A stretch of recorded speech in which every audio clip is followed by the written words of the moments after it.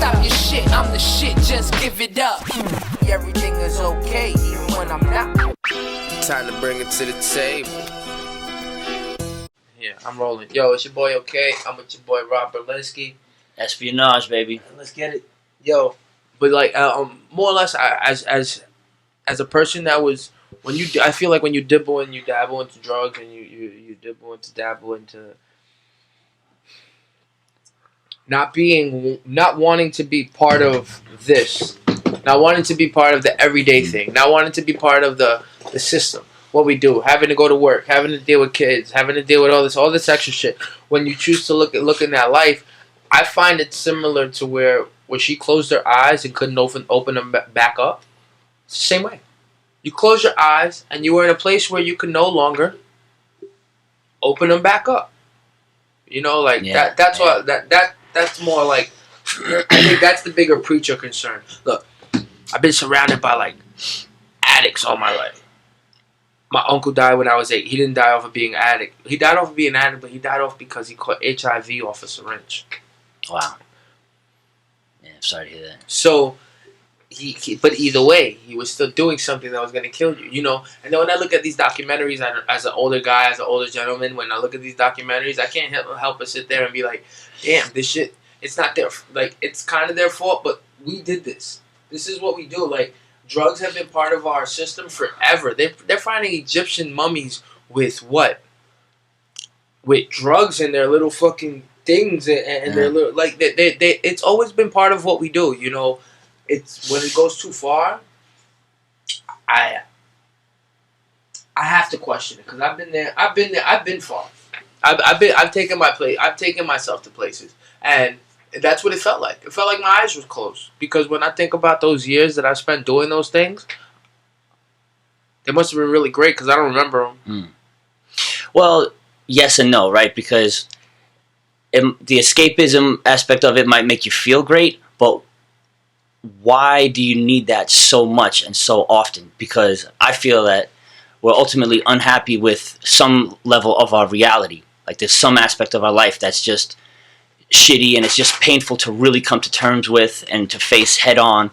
So it's better just to numb yourself from having to feel that. And escapism, you know, it exists in many forms. Facts. I totally agree. And I think drugs are the most easiest one to get to. I think drugs are the easiest one to get to. It doesn't exist in many forms, and drugs are the easiest one to get to. Yeah. But shaking the bones off the chest. What's good, bro? How you been? Chilling, brother. I've been great. I've been great, man. You know, like I mentioned when I just first came in, coming up on 1 year clean and sober on February 13th, and I can't believe I'm living my life this way. It's insane. Dude, I actually cut out caffeine in the beginning of the year as a New Year's revolution. Caffeine's a drug? People don't get that, right? Yo, I got sick in the middle of December. I got a little sore throat and a cough. I had a bit of a fever. I had no appetite. I wasn't eating. I wasn't drinking. So the caffeine withdrawal started to kick in. And the headaches were brutal, like insane. Migraines. I was just dying. So I said to myself, you know, I'm a slave to this substance. Like, I need to cut it out. So for the remainder of December, I dialed it down. And then I figured since the new year is coming, the whole new decade is coming up, let me just try to cut out the caffeine totally and see how it goes. You've been sober for a year, so like for the whole 2019, you know, 2018, you know Jimmy Burns, right? You know Jimmy Burns? Not personally, but I think I know who he is. All right, I lost a friend called Platano. I lost a friend called Platano. Right. I lost Jimmy Burns. Carnage. Carnage. Rest in peace. Rest in peace. Carnage. My man. Who else we had? We had Booger Brown. We had Bug. It just that whole year was just weird. And then I remember like while I lived out here not too long ago, just now. C-Dub's rest in peace date was not too long ago. Yeah. What, a week?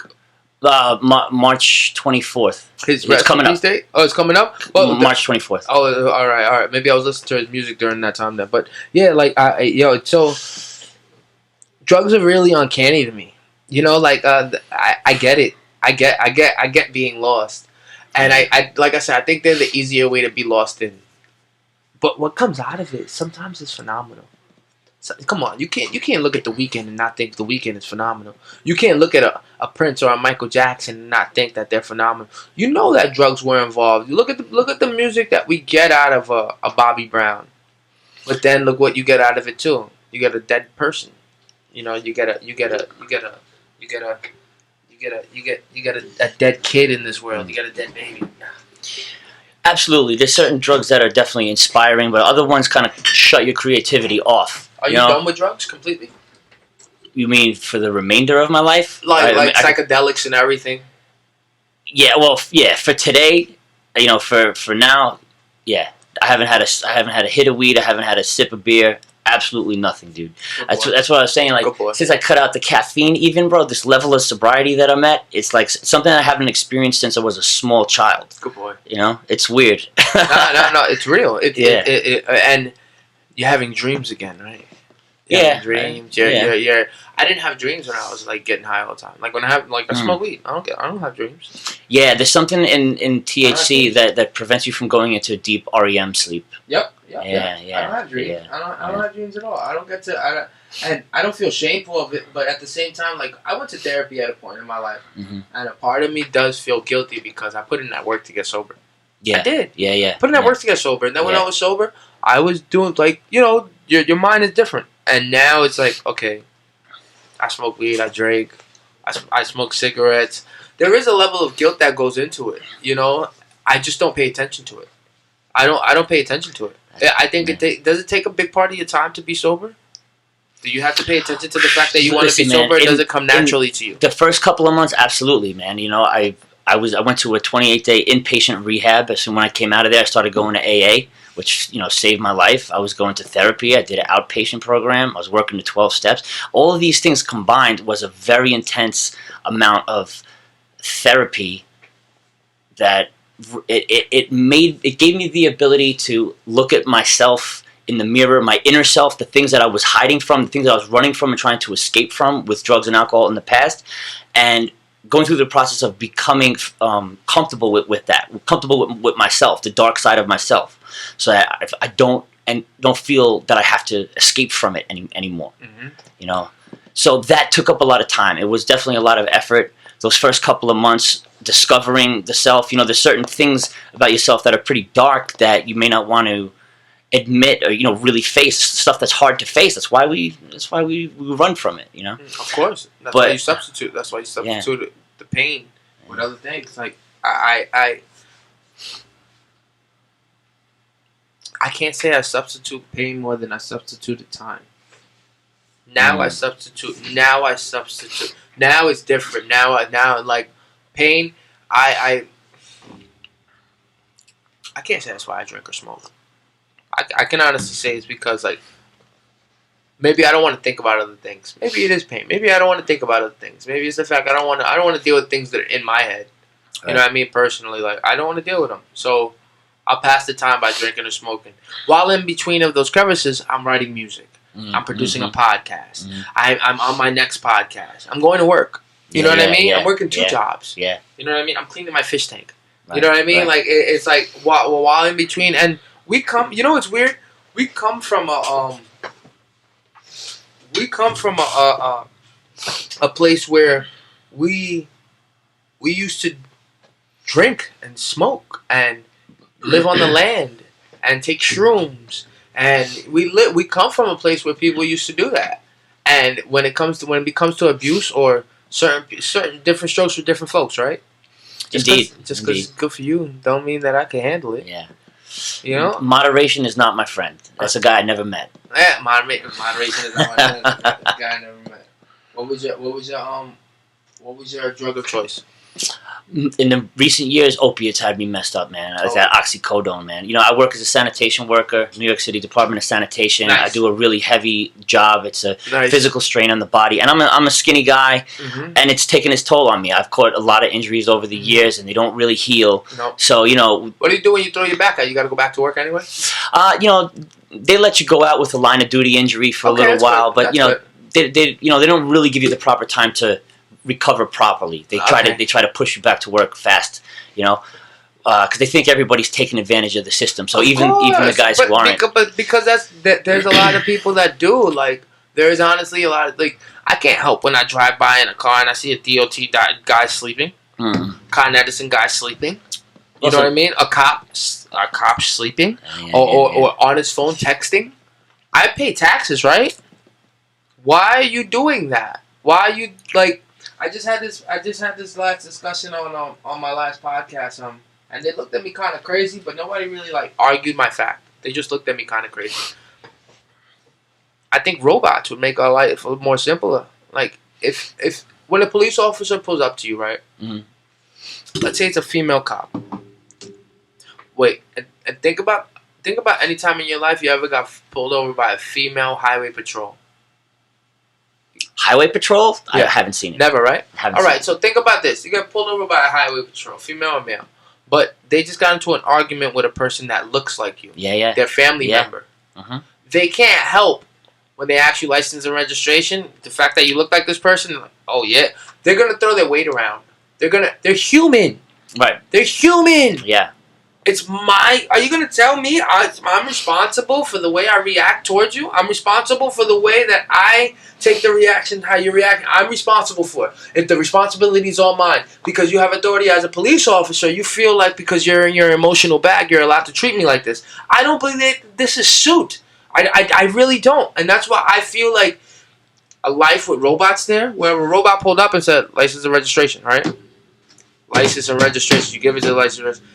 There's no explaining to a robot. You can explain what you want. All they're going to say is reinforcements will come. And if you pull off, your thing is taken. There's a picture of your license. They're going to either go to your house, or if the car's stolen, find out where the car's stolen from. You will get caught as the driver that was driving that eventually. You will get caught. But nobody gets killed.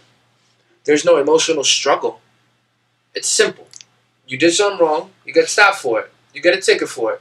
That's it. If you want to fight and argue, more cops will be called to the scene, and you can explain yourself there. Not judge or jury, but they'll look at the camera and see, did you do something wrong? You get a ticket for it. People will be more mad at the robot, the fact that that's stopping them and not the human, which is so ignorant. Why? Because people are mad when cops act like dicks to them. So how you going to be mad when a cop acts like a dick, but if a robot's stopping you, you still be mad? You know, like, this is why I say, like, there's no medium.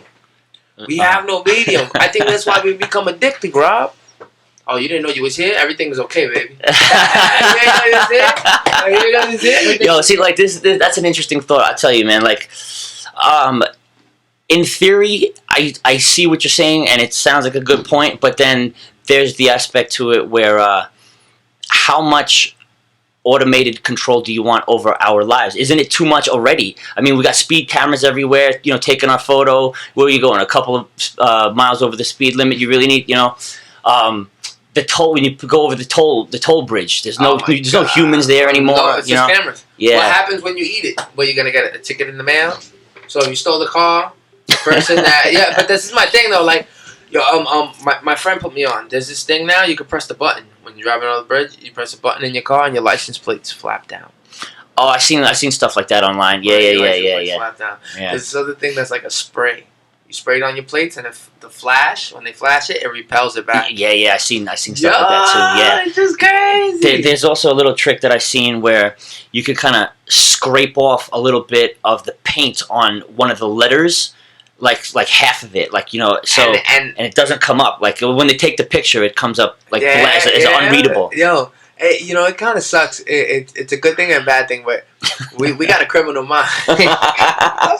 It's a good and bad thing, you know. Like we're ahead and we're smart, but we do got a criminal mind. I can't help that though. I was asking myself that the other day. You know, I was talking to my friend the other day, my coworker, and she was like, "Ever since I known you, bad things always, not bad things, but something always happens to you. Like when when she first met me, my uncle had cancer, or my fault. My sister had cancer, or she had died already. But my uncle had already passed. My uncle had already passed away, I think.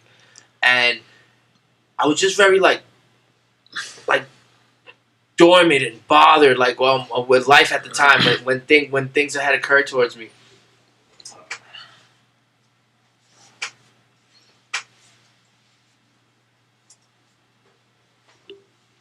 Yo, the the get up I had to experience, like it's kind of like I don't know if I should take things in a good or a bad way. You know, is it a lesson learned, or did it have to be learned? Like, how much does a person have to go through in order to say I reap the fruits of my labor, or to appreciate what they went through? Are they supposed to appreciate it off GP? Like, are you naive if you are people that believe in religion naive? God did this because He wanted to, because He was supposed to. Are they naive compared to us, or compared to me? You know, like, or is it? Do we look at things like why did it happen? Why? I think there's a lesson to be like, you know, whenever something happens, you can either learn from it, or you might end up repeating it. You know, life is kind of funny the way it unfolds like that. And you don't think robots would fix that? If 1 million niggas went to jail, damn, gotta stop using the N-word. If 1 million people went to jail, right? If 1 million people went to jail for doing something like eating a stop sign because they wanted to argue, a regular cop might let you off 50% of the time. If you look cute, if you were just respectful, if you were just like, yo, officer, if you have one of those badges, you know, my cop, my uncle's a sheriff. Yeah. You know, you got one of those, a cop might let you through. A robot's not, right? Yeah. But going through a stop sign is not really a jailable offense. But right? what if you react? If I'm the driver and I'm telling you I'm sorry, the robot's not going to take your apology. It's going to give you the ticket. You're going to lash out. That's an offense to go to jail. That's my point. You don't think people will correct themselves at that point? That's all I argue. Do we need correction as a human race? Do we need a correction? I also say, like, if something came down from space, I remember in the year 2000, like maybe 10 years ago too, that people were believing in like the resurrection of Jesus Christ. I don't know where there's people like on Main Street talking about the resurrection and all this. Or Jesus. What would that look like, G? What would that would it like? Would he be like from the ground? Would it be from space in a spaceship? Would he levitate down? Like I'll tell you what, but in my eyes, the resurrection of Jesus Christ would look like an individual bettering himself every day, taking steps to raise his consciousness, identify his character flaws, acknowledge them, and work on them to be the best version of himself that he can be. And that's how he would come across to us. That's how he would come across to us, like that. You think people would trust him? You think people? See, what I mean to say is, like, I see it as an allegory. I don't think it's a literal. Oh, you really? I don't think the whole resurrection is meant to as a being that's literally supposed to rise from the dead. Nah, I don't. Really? Yeah. So you think that it just be better than the person that was here before you? Right. So, like, as a human being, like, we're on a process of evolution. Absolutely. You know,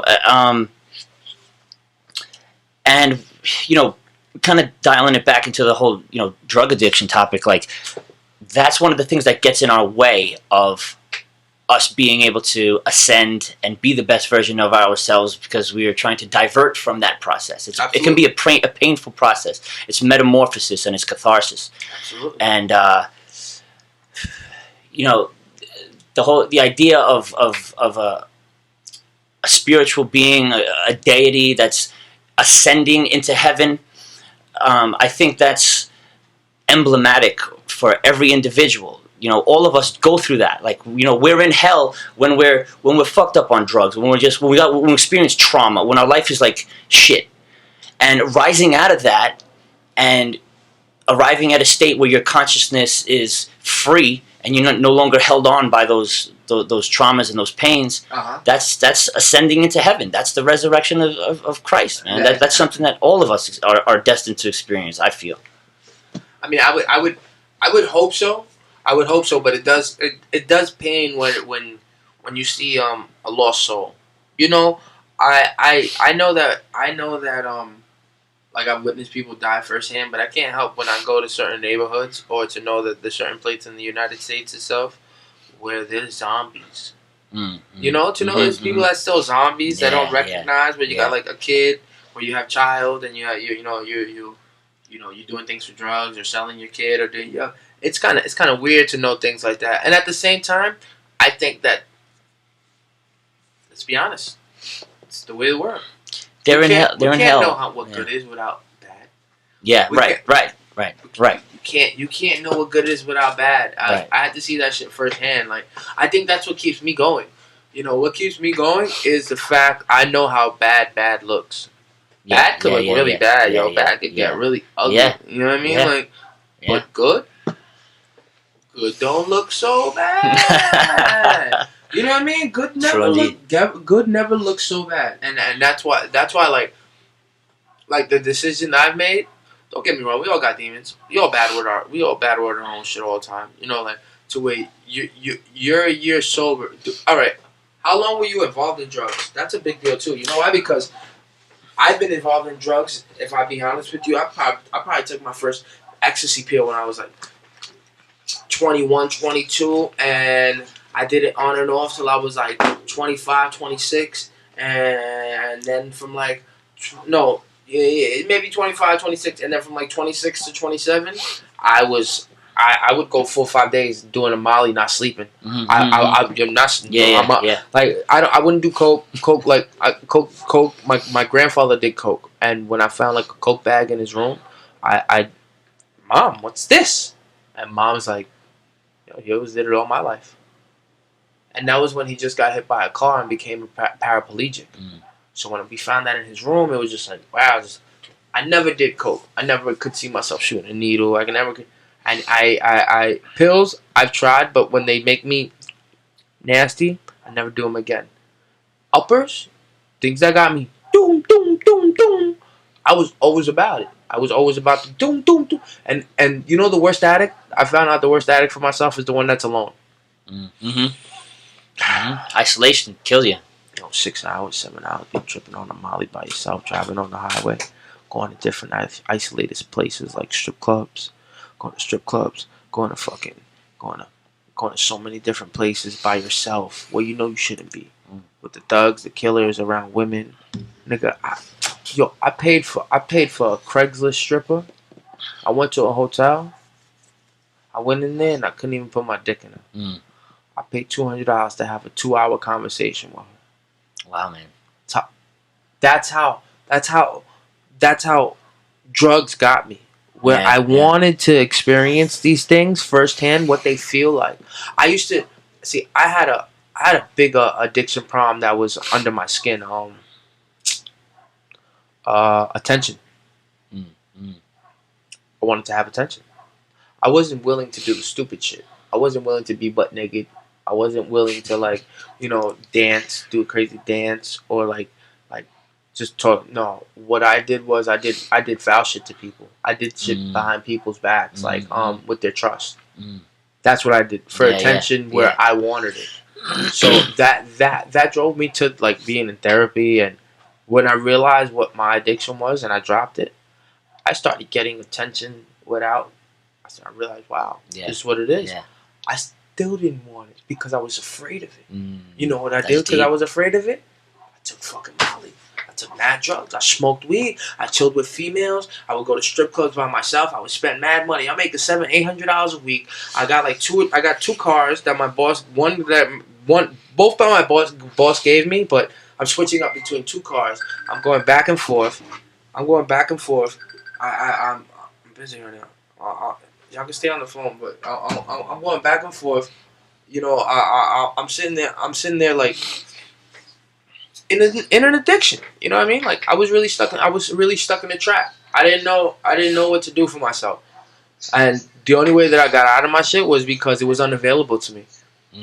But my shit was sick. I was sleeping I would stay in my car for days. I wouldn't go home. Wow, man. I wouldn't go home. I would sit there and like I would do stuff to myself that was foul.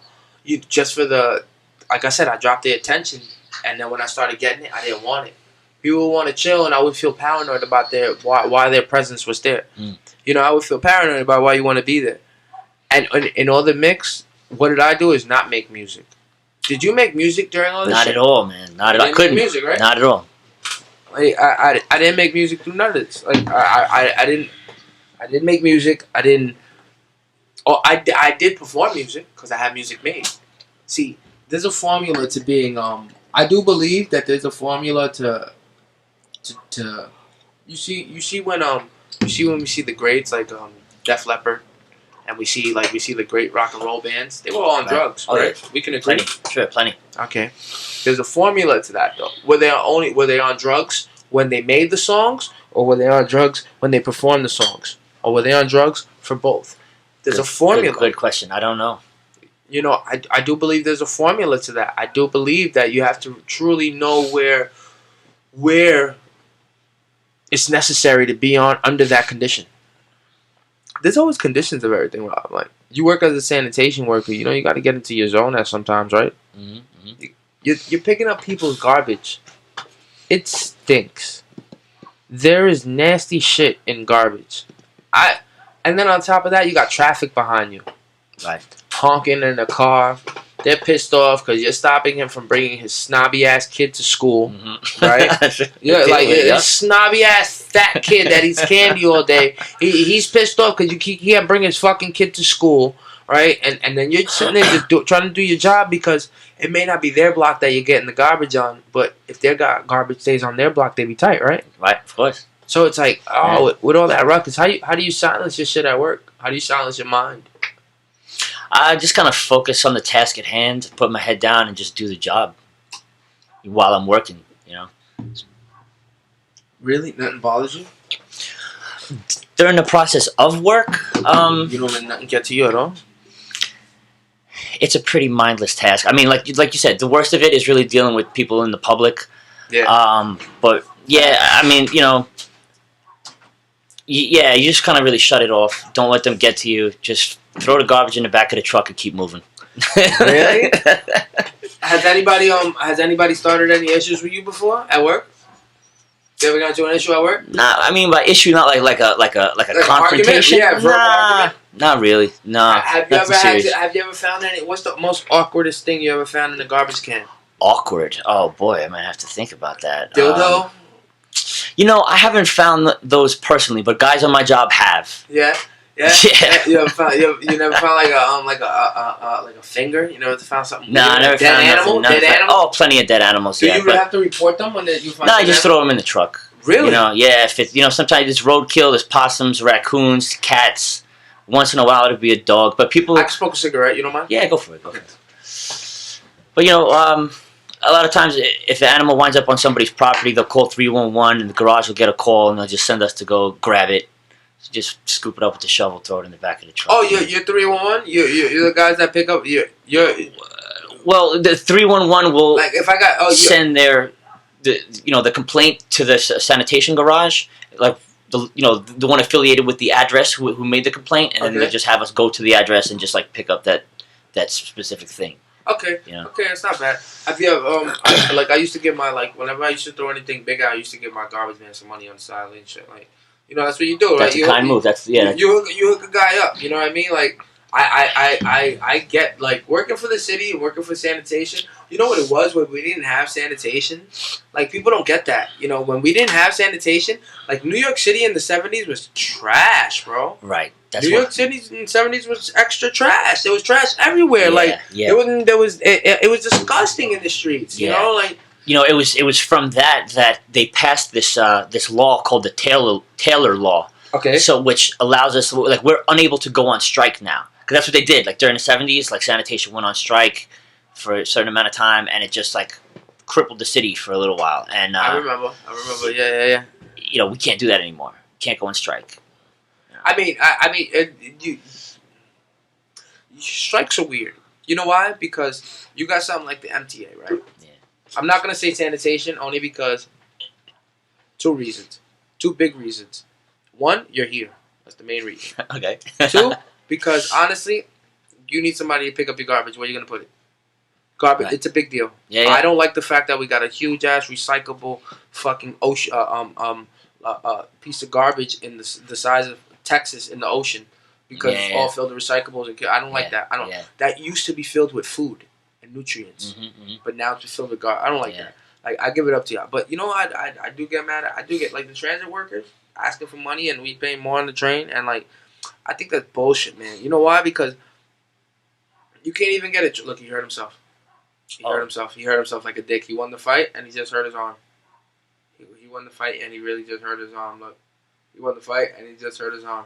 Like a dick. Crazy. Yo, yeah, like a dick. He won the fight, but he just hurt his arm. He's like, I don't care. Nah, you do care. You was out for like a year after that, dickhead.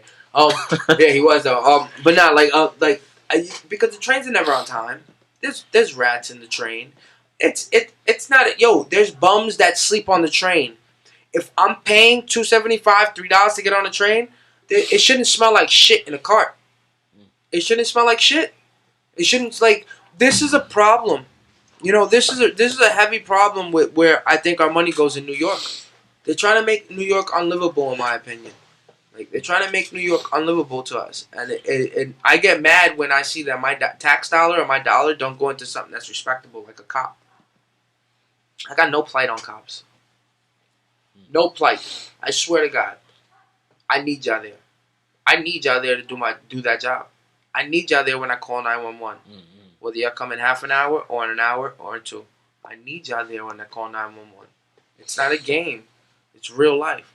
But do your fucking job that you get paid for.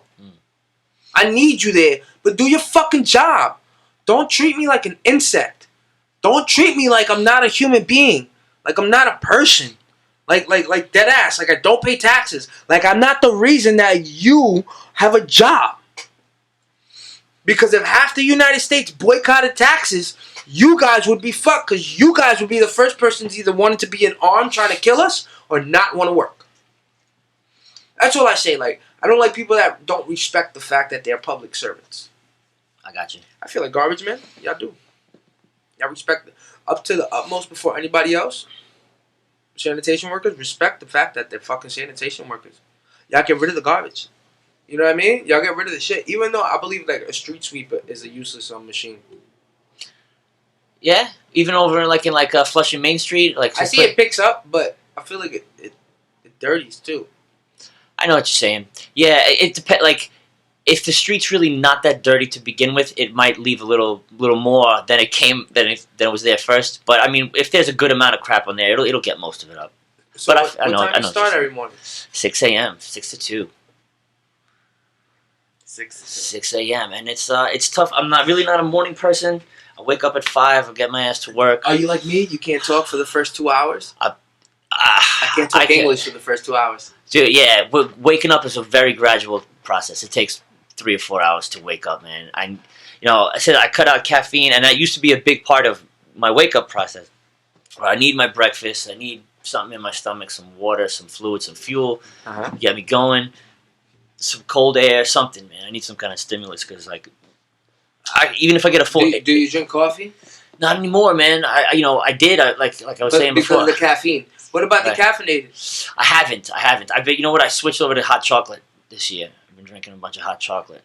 You know, because I feel like if I start drinking decaf, that like I'm just gonna enjoy the taste and the feel of sipping the coffee so much that I'm gonna be like, fuck it, man. Let me just drink the caffeine. And I want to try to take as much of a break from that as I can. You know, I don't know how long I'm going to be able to last with this. You know, so far I'm a month in, no caffeine. Well, no, I think we substitute it. Why don't you why don't you go hunting? Why don't you pick up hunting? Why don't you pick up doing something like to fill that space where you have to drink other things to keep yourself up, like water or juice or vegetables. That's where I've been trying to fill the void in my life where I want to do a lot of extracurricular activities now. You know, I shot a bow before. That's fun, huh?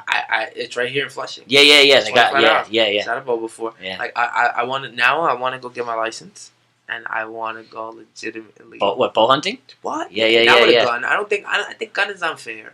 I think gun is unfair. I think to see an animal in the distance, it's drinking some water and you just BOW! Yeah. That's unfair. But to track it, get it, you have to make sure you're downwind so they don't smell you. I think that's a totally different. And then you got 6 months worth of meat. You cut it up. And what you leave right there, the rest of the world gets. Right. The earth takes it back in. Yeah, dust people, to dust. That's people right. don't understand what hunting is. You know, people discredit it because oh my god, you're inhumane, killing animals. Yo, we only got our brains bigger by eating meat. I don't think it's right that we killed a lot of animals. Like we killed a lot of species of animals, but at the same time, there's a lot that we had to kill. Imagine if we didn't. Imagine if we had 1,000 like jaguars running around. You know why we get scared when we see big animals? It's in our DNA. We know what that motherfucker can do. Right. Fight or flight. Come on, like, would you fight a big animal? Nah, but sometimes, I thought, what would I do if, like, a crazy dog, like a big dog, like 150 pound, 180 pound dog came charging at me like crazy. It's like, a pit bull or something. If they get that lock on your arm, man, their jaw, it locks closed. And like, what would you do? How you gotta fight it, right? You gotta poke it in the eye. You gotta punch it. You gotta break its neck. Yeah. No, I killed my a guilty confession. I killed my lovebirds. I killed both of them. So I had 2 lovebirds, right? I was cleaning the tank one day, and I took one out the tank, and the other one didn't want to come out the cage. So I'm cleaning the cage, and when I'm cleaning it, I guess the one that was out thought I was attacking the one that was in. Oh shit! And it started pecking me in the head and attacking me like a crazy motherfucker. Yeah. So I swung my hand, and it hit the wall and broke its neck.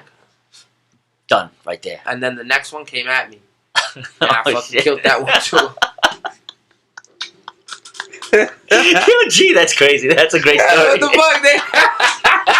They tried to kill me. They just wanted to love you. Hell the fuck out of here. Yo, I had 2 iguanas, Beavis and Butthead. That's great. Whenever I take them out the tank, these niggas would go crazy on me, son.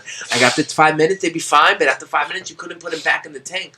They get hyped up? I want to stay in the room. I want to stay. Yo, they were 4 foot. Oh, they were whooping my ass. What? Nigga, I couldn't do shit. I couldn't do shit against them. I love animals though. Like my stepfather, I'll never forget. I wasn't living in my house when I first moved out. I come home and there's mad bullfrogs in the bottom tank, and I'm like, why is there bullfrogs in the bottom tank? And my sister's like, he bought them from the store. What store? The Chinese supermarket. In the Chinese supermarket, they have soft-shell turtles, they have frogs, they have mad different things that you can buy and eat. Yeah. He bought them so they wouldn't get eaten. Kept them in the tank. Huh. That's what I've grown up in, bro. Yeah, Animals all my life, bro. Yeah. Always have animals around me. In my backyard, when I first moved to Queens, I moved to Flushing. In that backyard alone, is probably like 8 hamsters. Probably 8 buried hamsters in the backyard. Yeah. I love animals though. They have something about them, about that instinct. It makes anything that's an instinct makes me feel like it's animalistic. If that sounds proper. Yeah. If it's an instinct, like you see when we see people fighting, right? You see their instinct is to either hit the other person or not get hit, right? Right. I feel like this is because it's in their DNA. Somewhere along the line in their life structure, they knew how to protect themselves. They knew how to defend themselves. They knew how to be warriors. And then I can like back that up by saying you got sheep. You got people that don't. They won't do confrontation, but they make the world go round. Like they make the world go round, but you never see them fight. They ain't never gonna raise a finger. Yeah. They ain't never gonna fight you. For what? They'll look at you. They'll look at you, and that's all they gotta do. Look at you, and you're good. I do love living in fucking this era right now. I used to fantasize about saying, I wish I could live in the past, 1970s, 1980s. Sure. Even Cowboy Times. I used to say that. I don't believe that no more. I think I'm good now. Alright. Yeah, like I think I'm good now. Like, what would be so good living back then? That I would know how to do guerrilla warfare, hide behind a bush or a tree or a barn, kill somebody. Like what would be so good about that? There's no money. There's nothing to do. There's no bad bitches. There's no ass. There's no titties. There's no strip club. There's no Bentley. There's no Porsche. There's no driving fast. There's no jumping out of a plane. You know what I mean? If anything, I would like to go to a time that I couldn't see, like when the Mayans were around, the Egyptians were around. Like, but there's pros and cons to everything. Like what they did have was, the great fruited plains, the wild frontier. Landscapes that you ain't seeing around in New York City. Beauty of the hills. Whatever they talk about animals, right in the middle of nature. all of that. There's pros and cons to everything. I mean, that's why, like, in North America, like, do you believe in any conspiracy theories? Not so much anymore. I used to a lot when I was younger. A lot. What was one you dabbled into? Man, Come on. Dude, look, I used to watch Jordan Maxwell and David Icke and Alex Jones, and just eat up everything that they say, But now, dude, like, there's certain things that I've learned that, like, a lot of the stuff that they're saying be off. Absolutely. Yeah. Absolutely. Like a lot of that, but a lot of things be true. Like Bohemian Grove is true. Yeah. That's weird. That's definitely weird. Like, what's wrong? Like, and you know what? Like, yo, we all got issues and we all got things we want and we all got, I get it. I get things like that. But then at the same time, I don't get it. I don't get, like, as a human being, you got morals, right? As a person, you know yes and no, right or wrong. Sure. As a person recovering from addiction, you know what it is to make the wrong decision, right or wrong. Of course. All right. If you're in power and 1 billion people depend on your decision-making process, don't you think that makes that decision-making process a little bit easier to make sure it's in the right side? If you want to put it like that, sure, but is it as simple as that? No, I mean, apparently there's a lot of variables. I don't understand. There's a lot that goes on in politics. People do favors for, if it's like, let's say your broadcasting network is going to endorse me when I'm running for some position. They'll be like, oh yeah, we'll give you our endorsement, or we'll give you some money so you can help along with your campaign, but in return, you got to help us out, or got to promote this, or don't promote that, or get behind this bill, or don't get behind that kind of bill. In order for me to back you up, you got to back me up this way. Yeah, which is awful when you think about it. But I mean, that is the reality of the situation. Is that hip hop? Is that rap? That's business in general, sure. Right. How did you get involved with hip hop? Why? Why, man? Because Sir Mix-a-Lot Posse on Broadway and Eazy-E, We Want Easy. Listen, man, I was a kid, 6, 7 years old, and I seen those videos, and it was just something that spoke to my soul in a way that nothing else ever could. 6, 7 years old. Yeah. So how did the crowd around you? Did they like, were you cool? Did you easily blend into the hip hop world? Because I feel like hip hop, and maybe I'm off, but I feel like hip hop was easier to be involved into when you were younger. It was the bridge. Yeah, I mean, dude, I grew up over here in Whitestone. I went to PS 79, and that's it was at the time. Like, look, right now, Whitestone, there's a lot of whites, there's a lot of Asians. Predominantly the demographic, right? Back then, in school, there was a lot of Asians, not as many as there is now, and all whites. There was a lot of whites. Yeah, it was a mixed bag. It was mostly white, definitely mostly whites, but it was a mixed bag, and I was cool with everybody. I had a lot of, so like I had a lot of Hispanic friends. Had a lot of Asian friends. I would go over to their house, and I just kind of just fit in with everybody, man. And when I was like a teenager, I started hanging out in the park, smoking weed, drinking beers, that sort of things. Like, all my friends were Spanish and black, really. And we would just be freestyling at the park, catching ciphers. And just fell in love with it, that's it? It was just life. It was just a part of daily operation of life. Absolutely, man. It was therapy like nothing else, what was your first like bandmates of music? First group? Okay. I was 11 years old. VOM. Damn, you mad young. Mad young to fall in love with hip hop, bro. Yeah. VOM. My boy Randy and I, GFX. Shout out GFX. VOM. Man, listen, we just started off. We had some like instrumentals like Tim Dog, because we had like the instrumental from the cassette tape, and we would just kind of like put our own lyrics over it, make our own versions of our own songs, and it was just like silly stuff. When you're that young, you're not rapping serious. You're just kind of having fun, dicking around, like saying some whatever you want. Yeah. And then, I bought myself turntables. What did you rap about though? Cars, women. No, we were like barfing on people, making fun of like kids from our school, stuff like that. So what year was that when you were 11? 1991. Oh man, you got into that. That's when thug hip hop was coming out. That's when that real thug. A little bit, yeah. It was starting to. But you were still really strong on the conscious shit. Yeah, That was still absolutely. predominant in Absolutely. 91. Absolutely. Yeah. Oh man, Yeah, it's so young. All right, so you go on from there. So when you make your first track. Ah, man. My first actual song that I recorded that was like legit. I was in high school. I guess I was 15, right? So I had a music teacher, and he was really cool with me, and he saw my passion, and he played a flute in an orchestra, Okay. and he would travel around the world in an orchestra playing a really fancy flute, and Okay. he lived really close to where I went to high school, and he had an apartment over there, and he had this like crazy music studio in his crib, and Okay. him and I would talk. He saw that I was really serious and passionate about my craft, and I asked him if I could And it was just rapping. record a song at his crib, and he said yes. So I was 15 years old, and I recorded this joint in a professional. Still remember your boss? No, not right now. I couldn't. Nah. I could probably dig up the tape somewhere, man. I could probably get back to you on that. That would be funny, yeah. Rob. Oh, that'd be great. Yeah. All right, so go ahead. You gives you your first opportunity. You spit.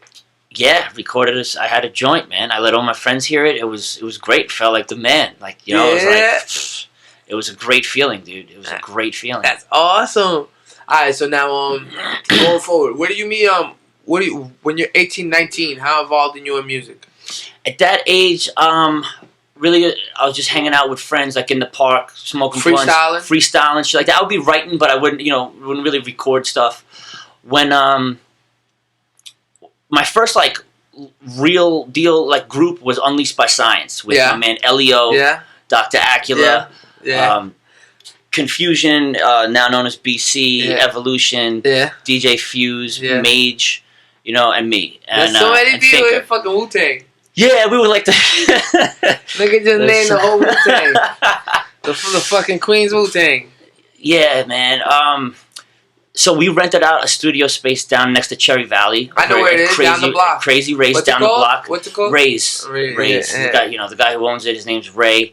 He has a lawnmower repair shop. Okay. Which inside is where you. Yeah, I know. I've been there before. Yeah, man. So we had that studio, and we had a Mac, and like a bunch of my boys made beats, and we would just go in there and just record, man. And that's where I really cut my teeth on learning how to record, and like we recorded a bunch of joints. You're good at audio engineering. You know what? Yeah, it's something that I've figured out kind of on my own. Of course, me too. Yeah. I do the same. I figured it out on my own. Like, and it wasn't that difficult. It's just about doing it. And really, like, having patience. Mm-hmm, and, like, I'm in the area where I had YouTube to look up. Right, okay. You probably had to keep doing things and figuring out and pressing and tabbing it. Right. Me, I get a direction at least. Yeah. You know what I mean? Like, when I can't figure something out, let me figure out this direction. Right. You know what I mean? Like, that's why I say I love the age we're in, All right, continue. The information age is amazing. It's true. What? It's true, man. Yeah, dude. I would have to have a friend who knew what they were doing and talk to them and hang out with them and be like, yo, show me how to do this. So, and it was a process. It was definitely a process. Now, where do you get to meeting Wes and C-Dub and everyone? That was years later, man. Let's see. When I got with UBS, that was in like late 99, maybe 2000, the year 2000. When I met Wes and C-Dub, it was probably around 2011. Okay. Yeah. He recorded his album in your crib, right? Yes, he did. Yeah. I still have his album somewhere. Matter of fact, I still have his album. Like, his shit resonates crazy. Like, I was sitting in this car, like, he was speaking to us all crazy. Like, I think about when I write a song, and I got a song on my addiction, or I mention my addiction, or what I've been through, right? He was screaming when he said it. Yeah.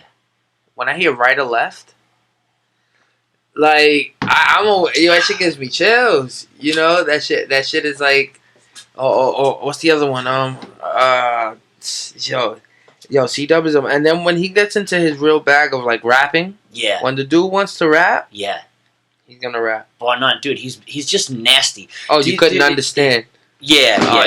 Dude, his ability to put his pain on the track is unparalleled. Like, Who else can really do it on that level, man? I mean, he puts his whole entire heart and soul. And he says it to a way we can. It's not like I feel like some certain people that it feels like it's forced. Forcing it. You're forcing me to want to feel your pain. Not Right. him. It's no force. Yeah, it's no force. Yeah, and it's intense. Yeah, it's intense. Like I and you know what? The rest of the world will never understand it unless people bring it out. And even so, then you got to clear samples. You got to do all these things where I hate that money does stop creativity. You need a certain amount of money to continue creativity. If 2,000 people in the world like a song, and finally the person that made the song caught me, and I didn't ask them for permission, and now the song cannot legally be played. Well, right. So there's variables surrounding that too. Really? Like, well, I mean, yeah, right. So it's like this, man. I mean, if your song is lit and people love it and they want to, they got radios like dying to play your song, so there's money being made, then the artist whose song you sampled might want to come after you to try to get a piece of the money that you're making. Like but Juice if your WRLD, Juice WRLD and Sting. Juice okay, WRLD, yeah, right? yeah. Juice WRLD sampled. I think I saw a little article about that. And that Sting took 90% of the royalties. Yeah. 10%. Well, I mean, okay, so that's a really big artist. He signed to a major label. You got a song by like an underground He only artist. got signed because of the song. Oh, did he? His whole life is the song. Oh, I didn't know. I still really... see your shadows in my room. Yeah. And that song hit so much harder now that he's passed away. Mm. Think about that. Can't take back the love that I gave you. He's talking to his fans to the point where I love and I hate you. That's how his fans feel about him. But I can't erase you. Yo, songs hit so much harder when you're dead. I had a conversation earlier. Robin Williams is a genius. He nobody could use any of his material that he created for 25 years after he's dead. Interesting. Not interesting. Think about it. Anything. When you do a movie for movie companies, they own the rights to it, right? Right. When you create something with your own money and your own budgeting, who owns it now? I do. Now, when you're dead, who can sell it and who can reuse it or anything? Your estate. Estate, yeah. Whoever's in charge of it. Right. Since he hung himself, let's just say he left somebody in charge.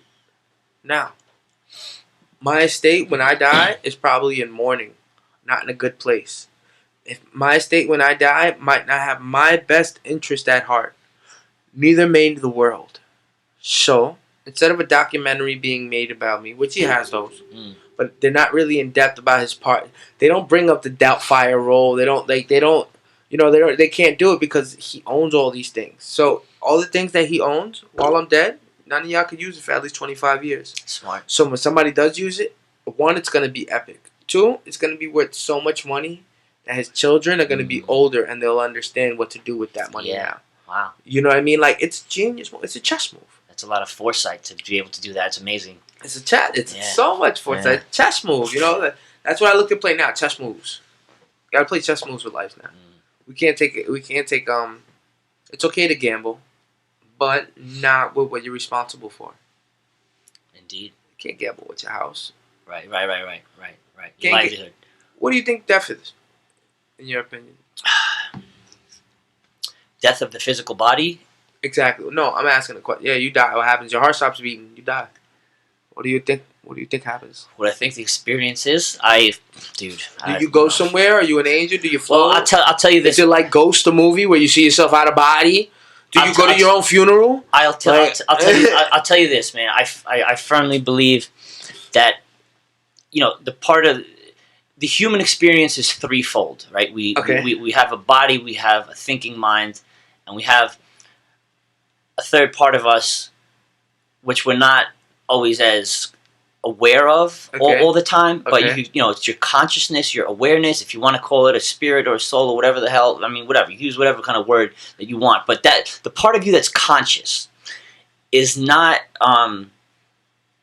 subject to time and dimensionality like the body. The body's going to get older, the body's going to die. The thinking mind is, it doesn't really fatigue. I mean, you could get diseases and your thinking mind can kind of fall apart, but the fact that you are conscious is immutable to everything that's going on around us. So I feel that it exists both in and outside of time and dimensionality. So if there's any part of us that remains when a body dies, it's that. I believe that that's the part of us that's connected to the creative. To, Really? you know, yeah. So you do believe in a God? Yes. Yeah. In what form? Of Jesus Christ? No. In almighty power? In the Big Bang Theory? In what way do you believe in it? I'll just say that I believe there's something greater than us. We can't really understand what it is. But we're all cut from its cloth. Everything, all that exists, comes from within it. Comes from it. Okay. That's what I believe. Do you ever question coincidence? What do you feel about coincidence? Yo, all right. Say you forgot. Say you can't find your keys. So you're going to work. Can't find your keys. Mm-hmm. So it took you 2 minutes in your house to find your keys. Okay. Like two whole minutes. Right. Couldn't find nothing. Finally, you're driving to work. Old lady. Just like you blinked, she just appeared. Whatever the case may be, you just missed her. Do you or an accident that just happened right in front of you? Literally, one car in front of you. The car in front of you just got slammed by a truck, and you were 2 minutes late. Could have been me. You're saying, right? Do you believe in things like that when it comes to like a God? Like there was a reason that you couldn't find your keys, or is it just the fact that you're a dumbass and you misplaced them? Dude, That's hard, right? Well, kind of both. Because, dude, isn't it a little selfish for me to be like, oh yeah, that was God looking out for me. Meanwhile, the lady in front of me got fucking creamed. No, not really. Because you say nobody gets hurt? No. She dies. No. I'm not being detrimental. She dies. Yeah. But I don't know her purpose. I don't know her reason. I don't know. But maybe it was for you to understand something too. The fact that she did die right in front of you. Something more, Rob. I think when you see death right in front of you, I think it's a smack in the face. Like death right in front of you really gives some umpy dump. You know what I mean? It gives you some umph and some reason and some push. Like that's my thing. Like maybe you needed to see that happening in front of you. Yes. So I'll put it to you like this, man. Just a moment ago, I referred to the thinking mind, right? So when we engage in our thinking mind a lot, it pulls us away from experiencing true life, what's really our thinking mind. That's a good way of putting that. Our thinking mind. Because you know what I mean? Because it doesn't stop. It's the chatterbox. It doesn't shut the fuck up. From the moment you wake up till you go to sleep, or like 99.9% of the time, it just incessantly it's chatter in your fucking head.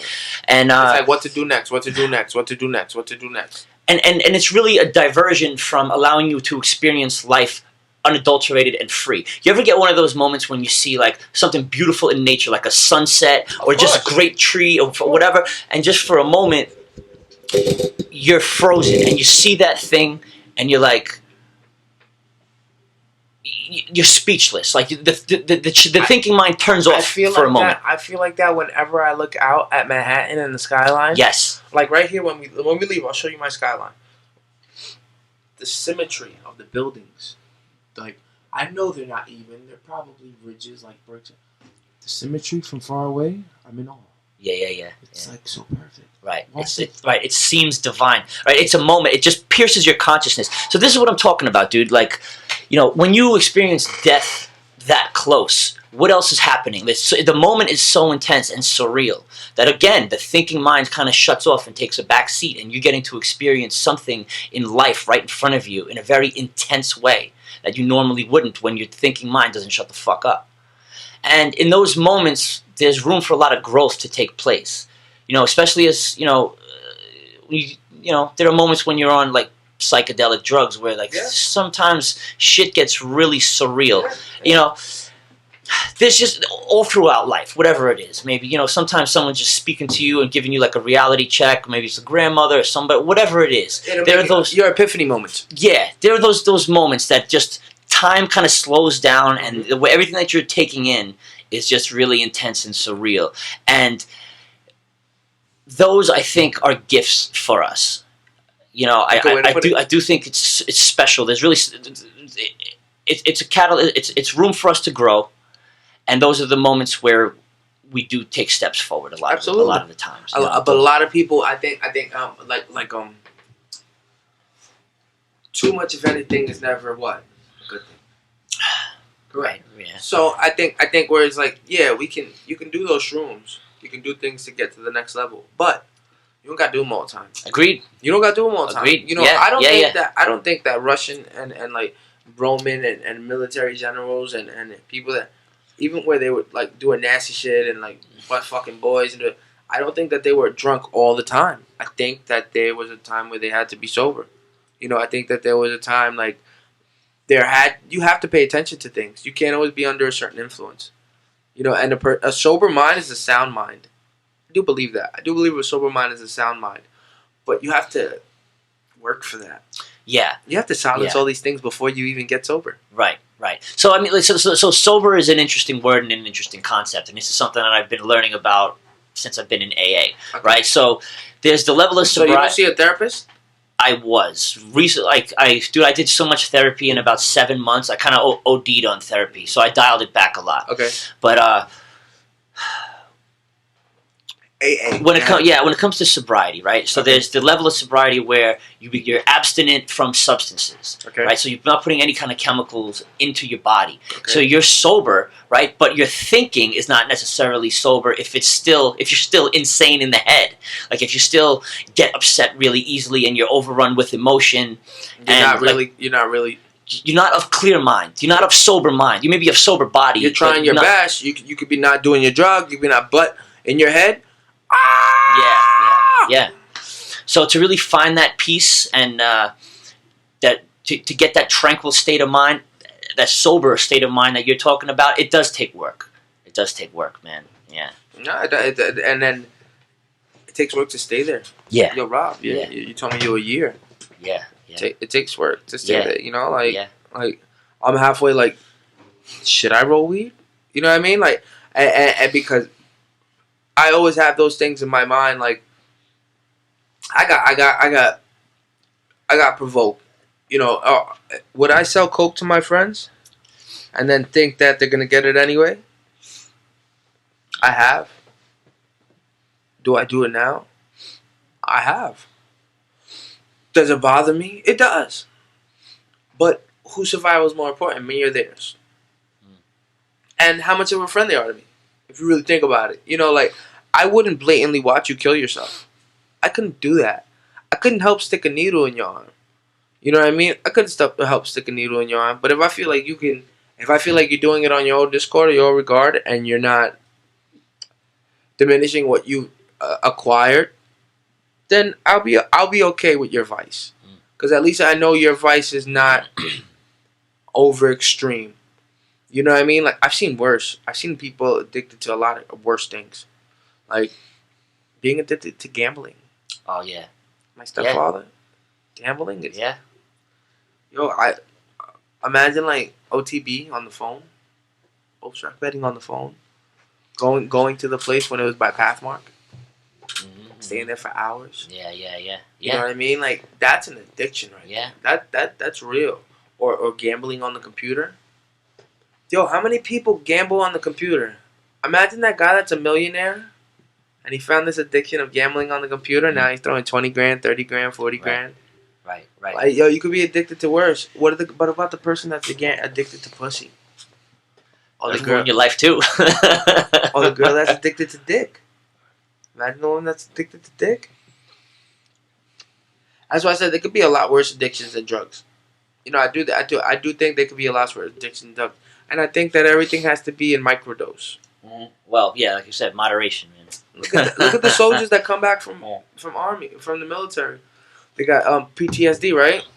What are they doing now? They're microdosing shrooms. Yes, they're microdosing MDMA. Mm-hmm. They're microdosing ketamine too. Ketamine. Microdosing, yes, that's a thing. Yeah. Like, I wouldn't mind to have a little button and just. Yeah. I bet you I'll be a lot brighter, a lot happier. My mind be more intricate through the day, and you don't feel the after effect because you microdose. Yeah. You don't feel the after effect. Right. You know what I mean? Right. Imagine if everybody get like a little microdose a day. You could go to a station. You could just go to a station, right, and just get your shit up real quick. Get a little hit. Go about your day real quick. Get your coffee. You know, get your coffee, get your shit. You good now, dude. It's a growing movement, man. It's supposedly it's helping a lot of people. Yeah, that's why a lot of states like marijuana. Marijuana for whatever it's worth. It may be a gateway drug, but I think that we've always enjoyed not being here.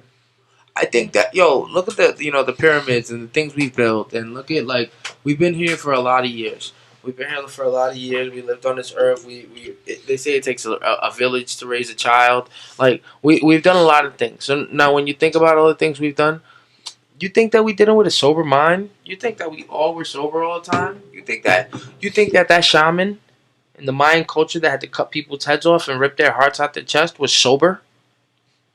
That nigga was tripping on everything they had in that jungle, brother. No doubt. 70% of the Amazon jungle is not from there. It was brought there, planted there. They made that there. You know what I mean? Like, come on, it's always been a part of our culture, a part of our lifestyle to be under the influence of drugs. You know, and I hate to say it like that, but it's true. It's just moderation. There's no reason. Right. There's no reason to be high all day. There's no reason. Like I did acid, and I was on an acid binge for 3 months. Yeah. Yo, let me ask you something, man. Have you ever taken a real solid dose of acid and had a kind of experience where your conscious mind is not in this realm, and but it's not a hallucination. It's like you're fucking visiting somewhere else, like maybe where we're from. You ever had that? You know what I mean? Like, it's weird to explain, but I mean, not so much where we're from, but I've been in an acid trip, and where I felt like I've walked for 10 minutes. I've really walked for 8 hours. Yeah. And I got back home. And I don't know if it was I didn't even realize it was not nighttime. When I got home, I thought it was still day. It wasn't until I was still in my house where I was still tripping. But when I looked in my backyard, I started seeing things. I started seeing daytime objects. Things that I saw in the daytime were in my backyard at night. Like when I was on acid, you remember Bruce Leroy? Remember that movie, Bruce Leroy? Yeah. Last Dragon? Last Dragon? Yeah. That's how I saw everybody with the soul glow. Yeah. Everybody got the soul glow when I was on acid, yeah. And then I used to mix it with Molly. What's that like? What? Yo, I'll be honest with you. So I used to be so paranoid. I used to look at Instagram and porn and jerk off, and be paranoid that my girlfriend was coming from work. So I'd be always getting up to look at the peephole, thinking somebody was coming through the peephole. So I'm butt naked looking through the peephole. Tripping my ass off. And then she come home, she's like, "What's wrong with you?" I'm like, "Nothing. I'm good." She's like, "Come on, man." I'm like, "Don't worry, I'm good. Good." We used to have a chicken and a duck too. We lived with it. I bought a chicken and a duck for Easter. Baby chicken, baby duck, and they lived with us. Yeah. So I just be tripping balls with the animals in the house. Oh man, I used to go through a lot of times with drugs. I used to go fucking sleeping in my car. Sleeping in my car is my favorite. Stay out till 4 or 5 in the morning. I got work at 9. Pass out. Right at Pepsi, right here. Go to and then go right to work. No problem. Right, because you still feel refreshed. You feel like, right? Because after 3 days of that though. Oh, yeah. Yo, the come down sucks. Yeah. Yo, come downs from drugs, they suck. That's why it was better for these niggas when they I kind of wish that I lived butt naked. Just wake up in the morning. I have to go get some wood. I have to go get some food. I have to go check my traps. Pick some berries. Right? Yeah. I think it's so similar, right? When let me go see Emmanuel, see if he got milk from the cows. Things like that, that's when I think people could indulge. Now we can't do that. You can't walk around high in Manhattan. You could, but might not be worth it. Risk versus reward ratio. Come on, because if you bug out, say the wrong thing to the wrong person, you might get laid out, or you might get into an argument, or catch a bad one. Can't do that no more because everybody's mind is programmed. we're like robots. Like in a sense, we're kind of programmed to these things. Like I'm glad that we have the ability to get help for things that are wrong though. Like what did you do? Did you seek immediate attention for help? Yo, no. I ended up in rehab, kicking and clawing and screaming. I didn't want to go. I didn't think. I was afraid, dude. I always thought that I'd be able to handle my shit on my own because there would have been time. Like, all right, so look, man. Like before you asked me what my drug of choice was, so within the last 10 years, it was opiates. And I like the oxycodone, the blues. Pills? Yeah. 30 milligram? Yeah, that was my thing, man. That was my thing, and I would go on and off periodically. I would go a couple months You on. smoke weed too? Drink? Yeah. All that? Yeah. Smoke weed, smoke drink, and pop oxys. Yeah. And you laugh at it now, but hey man, yes. So I would fuck with the pills hard for a handful of months, and then I'd stop. I'd get myself stopped for a few months, and I'd go on and off for years like that. And then towards the end, okay, the window of sobriety or abstinence that I was able to achieve got shorter and shorter. So like in the beginning, I might be able to stop doing the pills for 4 or 5 months at a clip before I went back to them. And then at the end, maybe if I could pull off 2 months, that would be like, oh shit, how'd I do that? Like it was hard to stop, man. It was hard to stay stopped. I know. And it was, I reached the point where I was like, yo, I got to get help. I can't do this on my own. So I wound up in a 28-day inpatient rehab facility, and it was the best thing I could have done. And so you stayed there 28 days, man. You lived there, left your house, and you lived in a place for 28 days just to get sober in the Hampton Bays, and I was scared as hell to in do the it. Hampton Bays. Yeah. Look at that. How was that? It was a great experience. Was it bad bitches? There was cuties. It was cuties there. Like you was there. Did you see Was there a lot of variety of different types of people there? Yeah, it was a lot of working class people because, I use my insurance through my job to get there. Okay. So most of the people who were there. And at your job, they didn't say nothing? They didn't judge you? Nah, see, my job has an employee assistance unit. So, if you're struggling with drugs or alcohol or whatever it is in life that's, giving you serious problems, you go to them and they help you out. It's their job. It's their job. Shout out to the city right now. It's their job, man. Yeah, you hear that? Yeah, man. They hooked me up with this great facility out there called LICR. Okay. And I went there for 28 days, and I learned all about the 12-step recovery program. All right. Wow. And you fixed your shit up. Yeah. Yes, I did, man. So you're still in that program? Yeah. Did you it's always a stereotype when you go to these programs, they make you have to repent and say sorry to people and apologize for what you've done, and you did that? So it's one of the 12 steps. Yeah. It's not that they make you do it. They don't really make you do anything. It's a suggestion. And I mean, if you're really trying to do everything that you can to better yourself and come to peace, it's something that you do. You take all the suggestions, because it's in your best interest. Because you don't think it's harder to live with that after you just hurt somebody? Like, say you just really hurt somebody severely. You don't think that'd be... Do you walk away with that and be like, oh, at least I told him. At least I told... that all I could do is tell him, at least I told him. Well, right, what else really can you do? You make an amends. The idea is to make an amends to that person. Facts. Right? So, you acknowledge your fault. Yeah. The part that you played in being harmful in their life. And, you say that to them and you acknowledge that and you apologize for it, and... either they'll accept it or they won't. And if they don't, that's something that you have to deal with too. But you at that point, you got to realize that you've pretty much done the most you can. What else can you do to right that wrong? I mean, at least that's a starting point. No, you're right. You have to take at least some step in the right direction. Most of all, because not taking any steps, that's where you're absolutely wrong. You lose when you don't even choose to fight the battle. Yeah. It's automatic loss. That's why I choose. I always choose to try to right or wrong. But then I got a part of me that don't really care.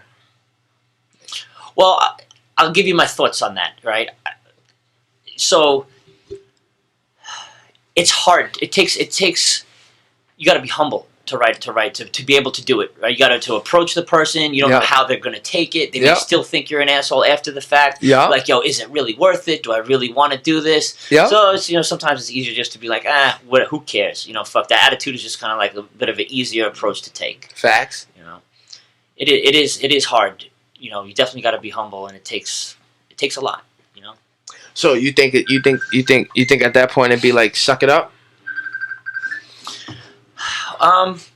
Sure, if you want to word it like that, essentially you can say that. Suck it up. Like live with your decision at that point.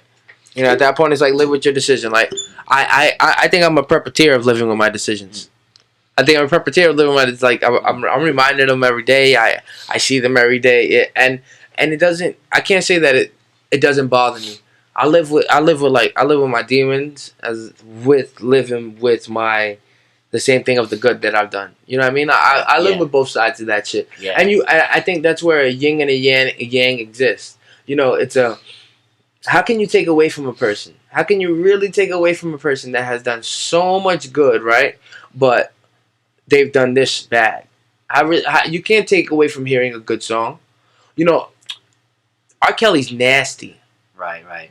And but there's something about, you can, like, I won't bump it loud because of discrimination. You can't deny he make good music.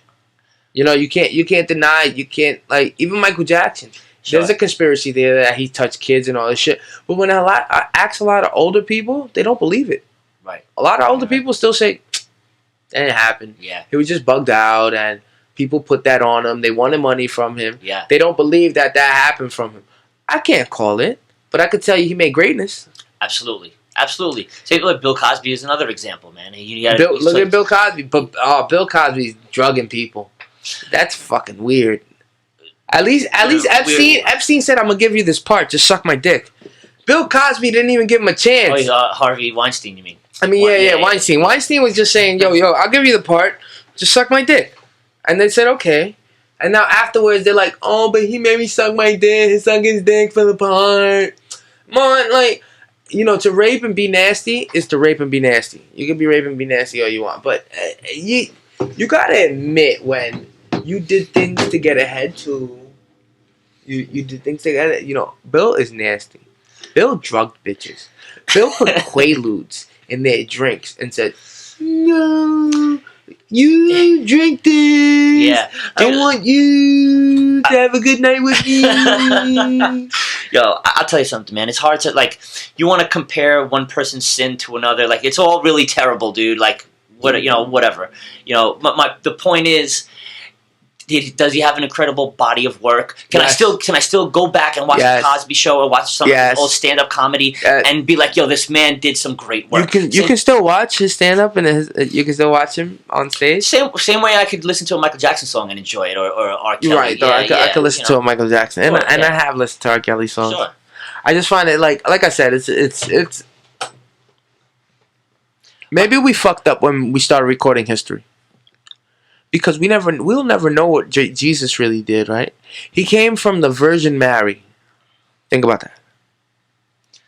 Think about that. All right. So we'll never know who Jesus really was. Like, we got his history at 33, 32, that he died. He was a carpenter. What happened to 15, 12, 11, 10? When you think about something like that, is it better we don't know? He died for our sins. Does that mean he never committed one? It's a crazy. It's like a slippery slope when you think about the fact of, like, what people truly believe in. Yeah, we're slippery slope guys. I agree. Yeah. When you talk about the literal interpretations of religions, there's a lot of pain and death, and I mean, wars. Like, pretty much every war in existence was fought over, disagreements on how to interpret holy books. Facts. So much death, countless death, more than probably anything else in history. So it's not my favorite. I'm not. You religious? No. See, but I enjoy religion. I read about religions. I study religions. I appreciate all religions. But I'm not of the belief that any of them are to be interpreted literally, because back in ancient times, when these texts were written, Okay. they weren't written for common man. They were written for Gods. no. They were written for People with wealth, people that the rich. not even necessarily, but like, okay, people with wealth and nobility would have more, definitely more access to it, but it was really meant for people who live like the monk kind of lifestyle and dedicate their lives to this, because they have certain understandings that common man don't, right? So these books like the Torah, it's allegory for the spiritual existence, a spiritual state of being. I think being moral is being spiritual. I agree. It definitely absolutely ties in. And like things in the Bible, like when they say what's his name? Who was it? Moses or something? He was like lost in the desert with his people for 40 years. One of them. Yeah, I don't think Moses parted the sea. Might not have been. Right. Okay. Whoever it was, Abraham. One of these. Yeah. One of these weird ass names. Yeah. They were lost in the desert for 40 years with their people, right?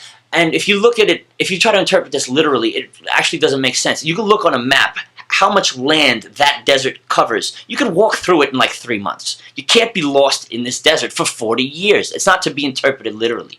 The desert is an allegory for a state of mind of being lost. In a deserted state of mind. For like the whole thing what we've been talking about like this whole time, right? Like being so engaged in earthly desire and in the world that your attention is diverted from spiritual growth and really figuring out who you are and what you are, because you're engaging in earthly desires. That's lost. That's being in the desert. So when he's with his people, lost for 40 years, that's what's going on. They're not literally lost in the desert. No, maybe the desert was there, maybe they were part of it, but they mean it more in the sense they're lost in their tradition.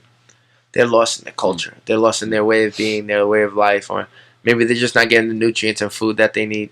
Yo, you like the Shawn Michaels hair? Say it again, Shawn Michaels? Yeah, you like the Shawn Michaels hair? Oh, his hair, the hair? Let's dude, go. Listen. Like, when are you going out? Yo, this is crazy because you didn't have hair when we first met. I know, dude. I rocked a fade like virtually my entire life, right? So you really have that, like you really have that crazy. I don't have that shit. Look. Yeah. I got that real Puerto Rican. I got that real Puerto Rican hair, dude. I always used to rock the fade, and my man from work who used to cut my hair, he got into a car accident. He broke his arm. Couldn't cut my hair, so I was just like, well, I got to think about barbers. I'm not just gonna go to anyone to cut my hair. Okay. Because I don't trust people because they fuck it up. So I just let my shit grow, and then by the time his arm how long was it after a year? Dude, after 1 year, how long you been growing it, dude? Okay, so look. When this initially happened, right? I just let it grow, and I let it grow for 4 fucking years, and it was to the bottom of my chest. Nigga, how long he broke his arm for? No. Okay. Look. He couldn't cut my hair for about 5 or 6 months due to the broken arm. Okay. But at that time, my hair had grown so long that I was like, yo, you know what? I don't want to cut it right now. I'm just gonna keep letting it grow. Oh, that's what happened. Yeah. So I grew it for 4 years. It was below my chest. I looked exactly like I belonged in a rock and roll band, like a heavy metal band. I can show you pictures. You do look like Rod Stewart. Okay, I'll take it. Rod Stewart. I've gotten Wayne Gretzky, Charles Manson, Jesus, Moses. Manson. Yeah, especially with the beard. I just took the beard off yesterday, dude. What kind of beard did you have? Full like mine, or like did you have what kind of beard? It was. I'll show you pictures, man. It was pointy like Satan. Is there a specific reason? Nah, just cause, why I grow the beard out? Oh, to cut it off. Usually I'll grow the beard during the winter months, and I'll take it off around March or April. But this year, I took it off a little early because I wanted to. Well, the weather's been good for it. The weather. Let's see how long this beautiful weather keeps lasting. Look, Kamaru Usman versus Tyron Woodley. Now, Kamaru Usman now is the champion. This is the fight that he won the title in, and this is why. Look, he's not going to let the guy on the left, the guy with the green, is not going to let the guy with all the black stand up. Every time he goes to stand up, what I do is I put my hand under his leg. Every time he goes to stand up, I put my hand under his leg. Fucking, yo, this nigga has a big ass head. Wow, that's how long your hair That's was? how long my hair was. Yeah. Until when? Is that- I'll show. Go ahead. Oh no, You show see it to that? that one. Yeah, Oh. show it to that one. You see that there? Yeah, perfect. Yeah. And then when I cut it, Nigga, you look That's- like a dude from Wayne's World. That's how I remember you, Rob. yeah, that's how. Yeah, back. Rob, that's that- me that- back to that- normal. that- Right, see right, that? right. That's That's the Rob I know. that's me back to normal. Yeah, That- that's yeah. Rob I know. Yeah. Well, that's Rob I know. Dude, I cut it off last year in the summer. Well, not this. 2017 in the no, I'm sorry. The summer of 2018, I cut it off, sent it to Locks of Love. Then I started growing it back again. So this is the length that it's at now. Where'd you send it to? Locks of Love. Why? I donated it because it goes Cancer? like yeah, right. People with Yeah, cancer like- or whatever conditions they can have hair. Yeah. I'm gonna grow my hair out, and I'm probably gonna do that too. Yeah, my fucking yo, life is weird. You know, you can't put a finger on it. You gotta appreciate life. You gotta appreciate life and what's in it, because you never know the pain that somebody else is going through. Yeah. You know, like when you reached out to me and you like that was the blueprint of the things that you told me. I was just like, oh shit, I didn't know that. You know, I didn't know you was battling with that. I didn't know you had I Right. didn't know you had that type of. And you'll never know until somebody says something. Yeah. A lot of people that we fuck with, that they won't say nothing, or they've been through it and they got caught, and now they're really ashamed. So now they really won't say nothing. You know, and where we might notice it, I've been victim. I've noticed it. I've seen my friends sniff coke in front of me. I've seen my friends sniff dope in front of me, and I haven't stopped them. I'll give them my opinion, like, you know, you can, but Yeah. a part of me feels like slap that shit out their hand, Yeah. and then You want to really fight for that? And if they really want to fight you for that, then don't be their friend. Yeah. But- Yeah. it hurts me. Yeah. It torments me. Yeah. You know what I mean? Like, torments me to see somebody deteriorate. It's not fair. Like, it's not fair. Like, we should do other things with our time. Dude, you know, life is hard, man. See, dude, that's an interesting point. You say it so nonchalantly, like, yeah, we should just do other things with our time, but ultimately it comes down to why are we sniffing dope like that? You know, dude. That's bigger. That's a bigger question, though. That's the gun behind the smoke in the Yeah. mirror. Yeah. Know what I mean? That why? Right. We're not going to put a finger on why. But it's not going to happen. Can. That's what therapy is about. That's what working the 12 steps is about. It's about confronting the reasons. There's not enough therapists, and a therapist would have to teach a master class in order to get. And the problem is we're spoiled. We like hands-on-hand attention and one-on-one time. So it's not going to be satisfying if I go ahead and just hear it in a class with 100 people, 50 people, 30 people. But if I talk to you one-on-one, Right. it's more satisfying. Absolutely. There's not enough people Absolutely. willing to help people. Well, you gotta seek them out. I'm telling you, man. 12-step programs are amazing, man. Listen, for years I've dealt with my problems on my own, and I would run from my problems with drugs and alcohol because I didn't feel like I could talk to my friends about the stuff that I was going through because they didn't go through the same stuff. I didn't feel like they'd be able to relate. And when I would try to open up to them, that's really how they would respond. They would like listen, and they would be like, "Oh man, sorry to hear that. You know, stuff is going to get better." And it's like, all right, cool. I just opened up to this person, but they didn't really relate to what I was saying. And then, dude, I found myself in AA, and here's all these people that have gone through the same shit. And you feel them right away almost. Right away almost. Almost right away. You're like, oh, damn. I thought my story was crazy. Right. So, I thought my story Yes. was crazy. yes. And then you hear that his daughter lost the arm and the leg. Like my man Larry, Right. you know, he put me onto the job, but he lost a daughter. Yo, he sniffed. Him and his wife calculated. He sniffed 8-ball a day for like 3 or 5 years. Damn. He sniffed like $1.something million up his nose. Yeah, man. A day, $50 times 365 times like 15 years or 10 years. Yeah. Come on, man. Like, let's not say like we truly all have our issues and things that pull us away or sway us. Keeping on point means everything. You know what I mean? Keeping on point past that means everything. It gives you character. It gives you character, and it's not impossible to achieve. You just have to stay consistent. Yeah. Yeah. Keep your goal in mind. Yeah. Keep your thought process the way you want to have it. Don't let anybody deter you from the way you want it. You know, like, it's not that hard. Well, the hard part is when you got trauma and pain that gets in the way because, you know, like I was saying, like if you can't face certain realities about your life, like things that have happened to you, maybe things that you've done to other people, like shit that just takes you down. When you think about it, you can't face it. That'll get in your way of doing what you want to do. That's why, like you said, we were saying before, like you asked me if I made music when I was getting high. No. Could I have? No, I was in no state to do that. All I was just trying to do was escape from my reality as much as possible. You'll be high in the crib, just by yourself, high. Absolutely, by myself would be like. That's how I'd be in my crib. Yeah. I'll be in my parents' crib, and I think they would know because they would have conversations with me, and I think they would know. But yeah, they didn't bother me about it because I was getting things done. I'm the like I carry myself like an alpha male. I really try my best to, but I notice when there's another alpha male in the building.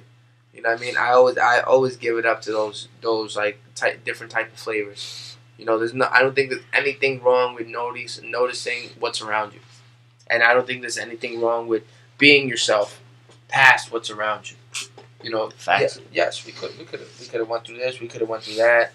People dying, people fucked up, but you still make the choice, Rob. You know, we still make the choice. We still make the decision. We still make. It doesn't matter if like your mom was this shit. Like I got two fathers. You know what I mean? My mom's not all there. My sister died. You know what I mean? I live with ghosts. It's still cute. You know what I mean? Yeah, That's who we are. Like, that's who we are. Oh, like that's who I'm gonna be. You know, I'm never gonna stop that. And now that you found this like newfound greatness of being sober and found sobriety, yeah, man. I think that your next step is really what you're gonna like Indiana Jones ball roll into. You know what I mean? I don't know what you want to do next, but your next step, you're really gonna do something. What is your next step? Right now, I'm just fucking with music hard, man. Like, dude, listen, man. Yo, like before, we were talking about Yan's album. Like, yo, Yan recorded a solo album at my crib, and him and I were working on a duet album at the time, you know? So both of those albums I got rolling out this year, finally. I know I'm really late on that. It's coming. It's coming. And okay, but time is everything. If it's not meant to be out, it won't meant to be out right away. Dude, it's coming, brother. It's coming. I've been working on everything. Listen, between joints that I recorded with you, with Wes, with Mage, with like 1,000 other people, I just got like volts of joints on my computer that just never got completed. Hi, Prince. And this year, it's all getting completed, man. I started up my YouTube channel. Are the beats all yours? Not all of them. Some of them. All right. You know. I gave myself a goal of dropping a song a week for the entire year. So some Russ shit? Yeah. So far, I'm 4 for 4. I started right in the beginning of the year, 2020. Okay. And I'm just that's my goal right now, man. I'm just gonna mix down all the songs that I got, get everything completed, get all these songs, you know, just let people hear them finally. You know. Definitely. I mean, that's what we're supposed to do. Yeah. You know, like I was having this conversation. I got asked, "You want a podcast or make music?" I was like, "I just want to be myself." And then I was like, "Why you asked me that?" It was like because if you really want to make music, you know, you got to stop all. You got to turn on to music. I could do this, but I can only do this on my off time. Yeah, I have to just be rapping all the time, everywhere I go, doing all this. If I really want to turn on to music, and then when he asked me again, I just want to be out of character. Just let me do what I want to. Yeah. Just let me do what I want to. If I want to pod, if I want to make music, let me do what I want to. Why not? If I want to host, if I want to be like, I'm dabbling into comedy. Dope. You know, I want to do comedy. I want to do comedy. So I'm dabbling into comedy, and I'm like, you know, at the end of the day, I think the mind is a precious thing to waste. Absolutely. So do everything. Right. Do everything. Go hang glide. Right, Go to the ocean. Let's go to space and come back. Let's surf. You know what I mean? Like, yes, there's a chance you could get eaten. Yes, there's a chance you could die. But if you're not doing those things, you're not really living, are you? What are you doing? What are you doing? You're vicariously living. You're living through somebody else. Right. It's not real. It's not a real life to live.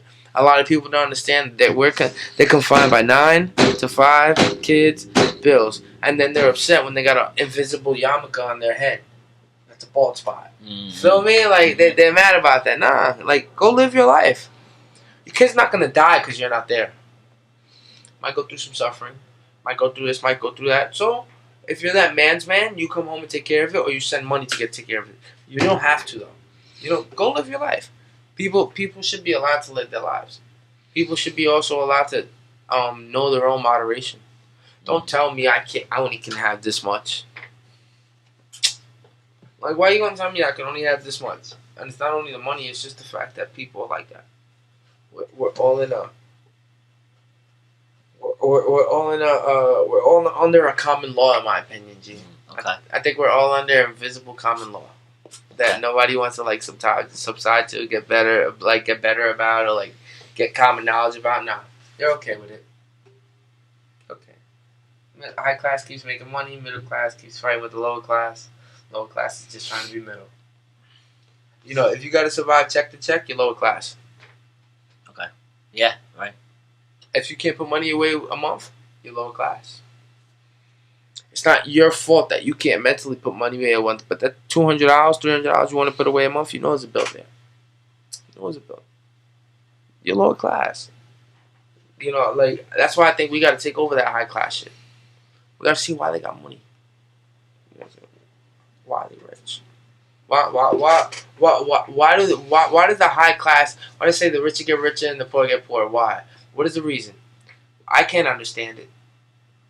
The sun is free. We should be having electric power. What's good with the fuel? You know, like, I don't understand why they take us naive. Is it because we haven't revolted? Fort Knox, nobody could get into. Do you really think that there's fucking gold in there, Fort Knox? Well, supposedly they kind of just replaced it with paper, whatever, digital currency for mad long ago. They got bitcoins. They got bitcoins and fucking. They got Yeah, bitcoins in Fort Knox. I don't think Fort Knox actually got the gold no more. They got bitcoins in Fort Knox. Yeah, I'm done. Something to that extent. I don't really know. Have you lost a lot of friends to addiction? Yeah, man. The last 7 or 8 years have been crazy, man. How many? Over a dozen. Just, yeah. I'm just talking like the last 7 or 8 years. Yeah. Like over a dozen. That's crazy. Yeah, that's a big number. Yeah. Yo, for you to turn it around, I gotta give you much appreciation because a lot of people don't. A lot of people won't. A lot of people can't. So for you to turn it around and not turn it back, super appreciation. Knock on wood, man. You know, No, appreciate it. No, yeah. I think you're being responsible with this time. Like, I don't know how your personality is, and I'd love to keep going too, but responsibility weighs heavy on me. And maybe it's because you only have yourself in a sense. You know what I mean? That right. The responsibility, you don't. If I fuck it up, it's on me. I can't fuck up. Listen, that's a big part of it. I have fucked up. I've been fucking up. And the thing is, I don't want to face the colossal fuck up that I've created in my life because it's too painful. It sucks. So it's just better to just keep digging myself into a hole. Facts. Facts. It does seem better, but you know why it's not better? Because you still got to correct your soul at the end of the day. Right. I was being facetious. I was being I know. Sarcastic. You know what I mean? Yeah. Because at the end of the day, your soul, you still need to cleanse your soul. Absolutely. Whatever that may be, and you can't do that with rumbling. You can't do that with any type of rumble in your head. You can't do that with second guessing. You know, the decision's already made. You can't live in the past. Yeah. So you got to go forward. You got to understand what the decision entailed, what it came with, and how to grow past it, how to be better than that choice. You know, I think we all truly make dumb decisions. You know, and we kind of got the guilty pleasure of seeing a wrong decision take you in the wrong place, like killing you. Yeah. We got to see that out. You know what I mean? Like, I'm grateful that I'm scared to take psychedelics and drugs, and I'll be scared because I don't. They thought they knew their limits, right? I don't know if I know my limits. Mm-hmm. I don't know if I don't eat that whole 50 cap of mushrooms. Yeah. I can't tell you if I don't eat that whole fucking 3.5. Yeah. I can't because I'm like, I don't feel it, and then I get, I don't. And then all of a sudden everything's. Yo, bugged out with the slow. Yo, even the fucking moon was looking at me. Even the moon in the daytime. So I said, I see you. I see you. Shrooms are crazy, bro. What? Love them. My shit. You watch fighting? Nah, man. Once in a while, I try to get into it. UFC is cool, man. Nah, yo, they come a long way. Like for the way they risk their bodies, the way they're like, you really can't replicate this. You know, you can't replicate the fact that they risk their bodies, they tap people out, they go through mad shit, and their contracts aren't huge unless you're on a pay-per-view fight. And when you're on a pay-per-view, you have to sell it. So I could like you, but I'm talking shit about your wife, your car, your outfit. Yeah. Come on, right. This shit is difficult, yo. Like. That's why I want to do it next year, but I'll be goddamn, yo. I'll fucking punch a nigga in the face. So I'll punch a nigga. So what you said about my wife? What you said about my... Your wife eats Toto. I'm like, yeah, me too, nigga. Fuck you. Bitch ass nigga. Fuck out of here. You know, I'm not really a big sports guy, particularly watching it on TV because it kind of moves kind of slow for me. You know, hockey is a little more fast paced. I could, you know, really, yeah, you know, but you know, the fighting is pretty cool. I've been trying to get into it. I'm not huge into it, but I try. I try to give it my attention because it's, you know, something. No, I think like, you know what's funny about sports? You say that, but you know what's funny about sports for me? I feel like it's in our nature. I feel like it's in our nature in some sense to be savage. I feel like it's in our nature to like watch people go through a struggle to play a sport or come close to, like, I don't want to say their death, but their brink. Right. Did limits, sure. Yeah. Yo, you can't make that shit up. Why you not turning on? Yeah, fuck it, it's not turning on. What's the other remote at? You seen the black one? I mean, not the this gray one? No, the gray one. There was a gray one. I probably put it somewhere. It probably disappeared. It's probably up in there. All right. So what's your next venture right now? Dude, I'm just trying to put out a song a week. I'm really mixing down Yan's album. Putting it on Spotify and everything. You know, I gotta look into that. You gotta pay to put stuff on Spotify, yes. right? Yes. You gotta go through something. You gotta go through like DistroKid. All right, you gotta go through something like it's you gotta get a Google Purchase ID. So it's an ID for the internet world to read your song. Once it does that, like DistroKid and Buzzsprout, like DistroKid, what it does with music is you put your song on DistroKid and it puts it out in Apple Music, puts it out on Spotify. It puts it out. And you pay a certain amount of dollars a month, and it puts it out. Nothing crazy, neither. It's nothing crazy. Mm-hmm. For podcasts, you would go to like Buzzsprout. Buzzsprout does the same thing. Put it on Stitcher, Spotify, Apple. Same thing. Mm-hmm. You pay monthly. It's not a crazy price, and you just make a song a month. See, it's not about... Yo, you could fill up a bag of music. Mm-hmm. It really comes down to how you market that song. It really comes down to who looks at that video for that song. It really comes down to if you do a video. It really comes down to like, I think it really comes down to a million other things other than doing the song. And like Lil Wayne just did 27 songs. Like I told you why he did that. Just to be on different playlists. Mm-hmm. One of these playlists are going to pick him up. He is eventually going to be, his album is going to have millions of views because they saw the playlist. That's genius. Making mad music is genius. Yeah. You know, so how do you go about putting it on? Just go to DistroKid. Put it on. But make sure you follow it. Make sure you know that you do 30 songs. You're not going to get likes till like 20th. Yeah. Yo, so, don't you kind of need like a bit of a fan base or a following to be checking for your shit in the first place? What do you mean? You can pay for it. No, you can pay for it. Put it on DistroKid.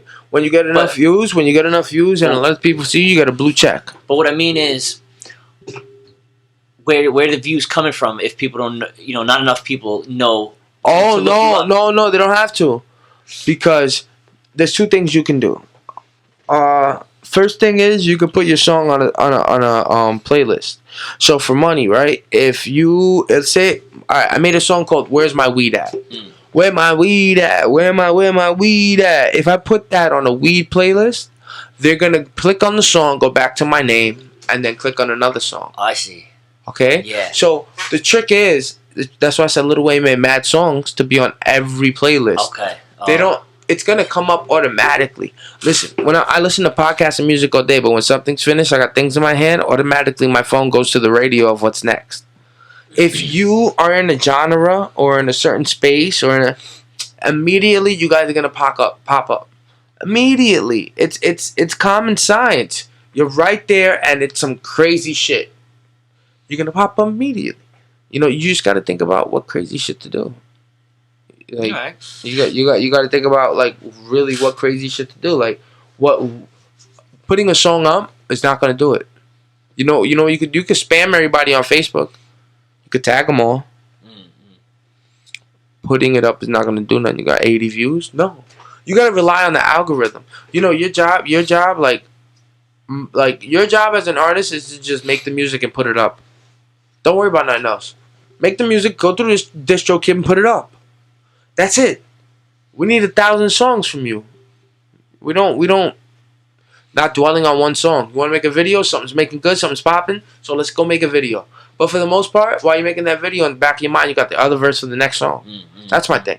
Okay. You know, like you have to. We really have to be conscious to what we have to do now in order to stand out. There's no like you get to do a song and just chill. No, you gotta put money in yourself. You gotta go ahead and step out of your comfort zone. You gotta make music. You know, like these things don't come easy neither. They come with a sacrifice and a privilege, because they come with sometimes you can't make it to work because you're drunk from the night before from doing a show. That can't happen. That can't happen. Right. You know, like you have to be reliable. You have to be responsible, but at the same time, you have to be yourself. So it's like, where do you go from there? Thinking about it. Where do you go? Where do you go? Is it better to be G? Is it better to be G? I do what I want, do what I please. Or noticing the subconscious things around me that provoke me and bother me. I have to know them and not be naive. Why be naive? Why be stupid? Like, they're not there. They're right there, nigga. Like, they're right there. They've always been. You know, like, that's how I think, like, people can function with problems. People can function with problems easier if they really sat there and thought about it. You don't think so? Just sit there and, like, when you went to rehab, to stay clean, do you talk to yourself? It's 99.9% of the day, every day, I'm talking to myself in my head. That's part of the human condition, the thinking mind. You don't answer yourself back though, right? I do. Yeah, I mean, it depends. You know, it depends on exactly. Like in my head, on. I answer myself back in my head. Yeah, no. So there's times I'll ask myself a question and then I respond because it's problem solving, right? I try to figure out what am I going to do? How am I going to do this? Absolutely. Sometimes if I don't know where to start, the simplest thing to do is ask myself the question in my head. Give myself a response, even if it's not the full answer. I'm working it out piece by piece. You know, simple. I'm trying my best, Yeah, and that's what counts. Like, I think that people don't do that no more. Nobody tries their best no more. We got technology, Gene. It's easy for us. You can order food. You can order Grubhub. You know why sit there and go to a studio and do all these things when I can make a beat on a mini MPC?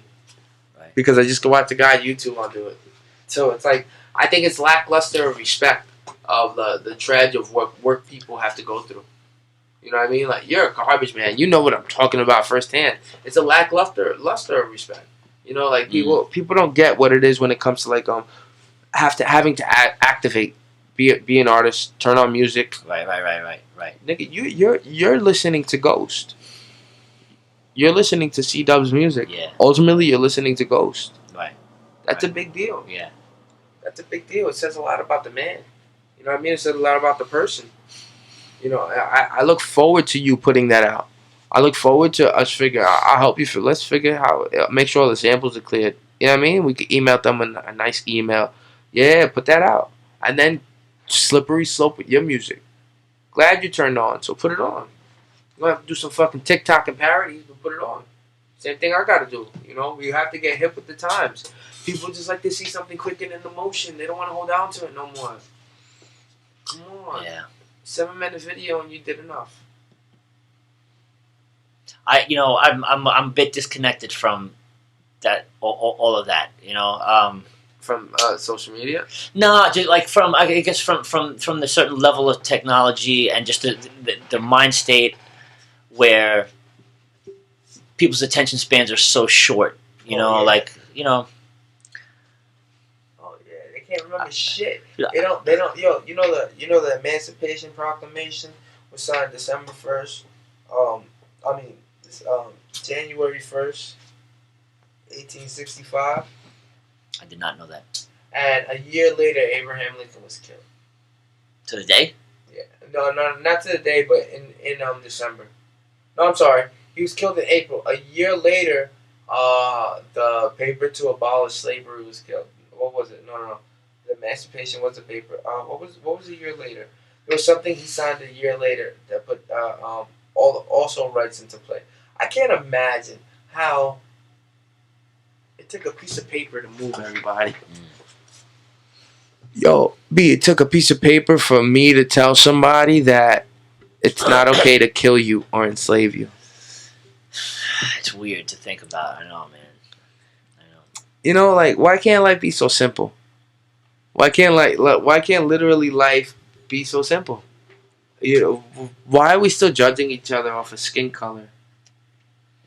Why are we still judging each other off of height and body and mass and fat? And it's one thing to joke, but I mean that when you shouldn't maliciously call somebody fat knowing that they're fat and it hurt their feelings. Yeah.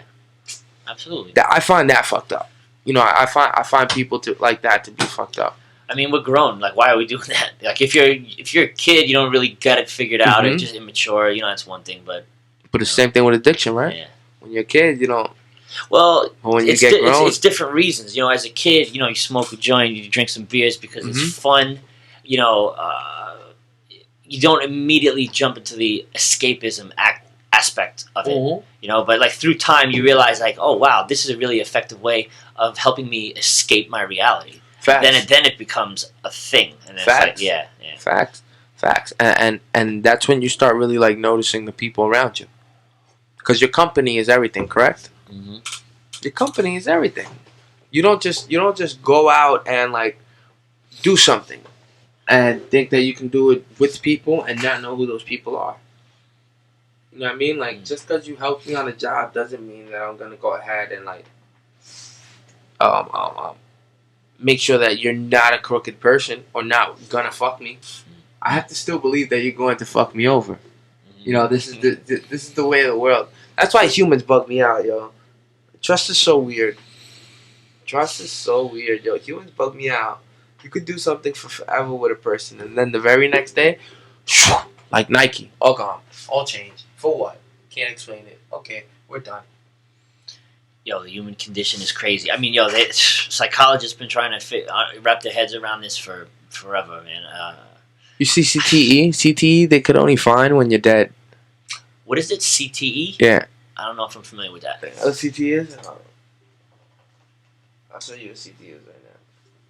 CTE is what like football players get from getting hit. Oh, like a cranial contusion? Yeah. Let me see. Come on. I don't want to be stupid and say the wrong thing. Gotcha. I'll bring my controller. You got an Ethernet cable, right? Yeah, we got Ethernet. They made that movie about it with Will there Smith. You go. Chronic traumatic Encephalopathy. Damn. See, I used that word in a rhyme before. Oh, really? What did you do? Look it up? No, I'm not dude. Why did you use that word? So I was on jury duty, and it was a fascinating thing. It was a case where a lady was misdiagnosed. Okay. She had like a rare kind of stroke,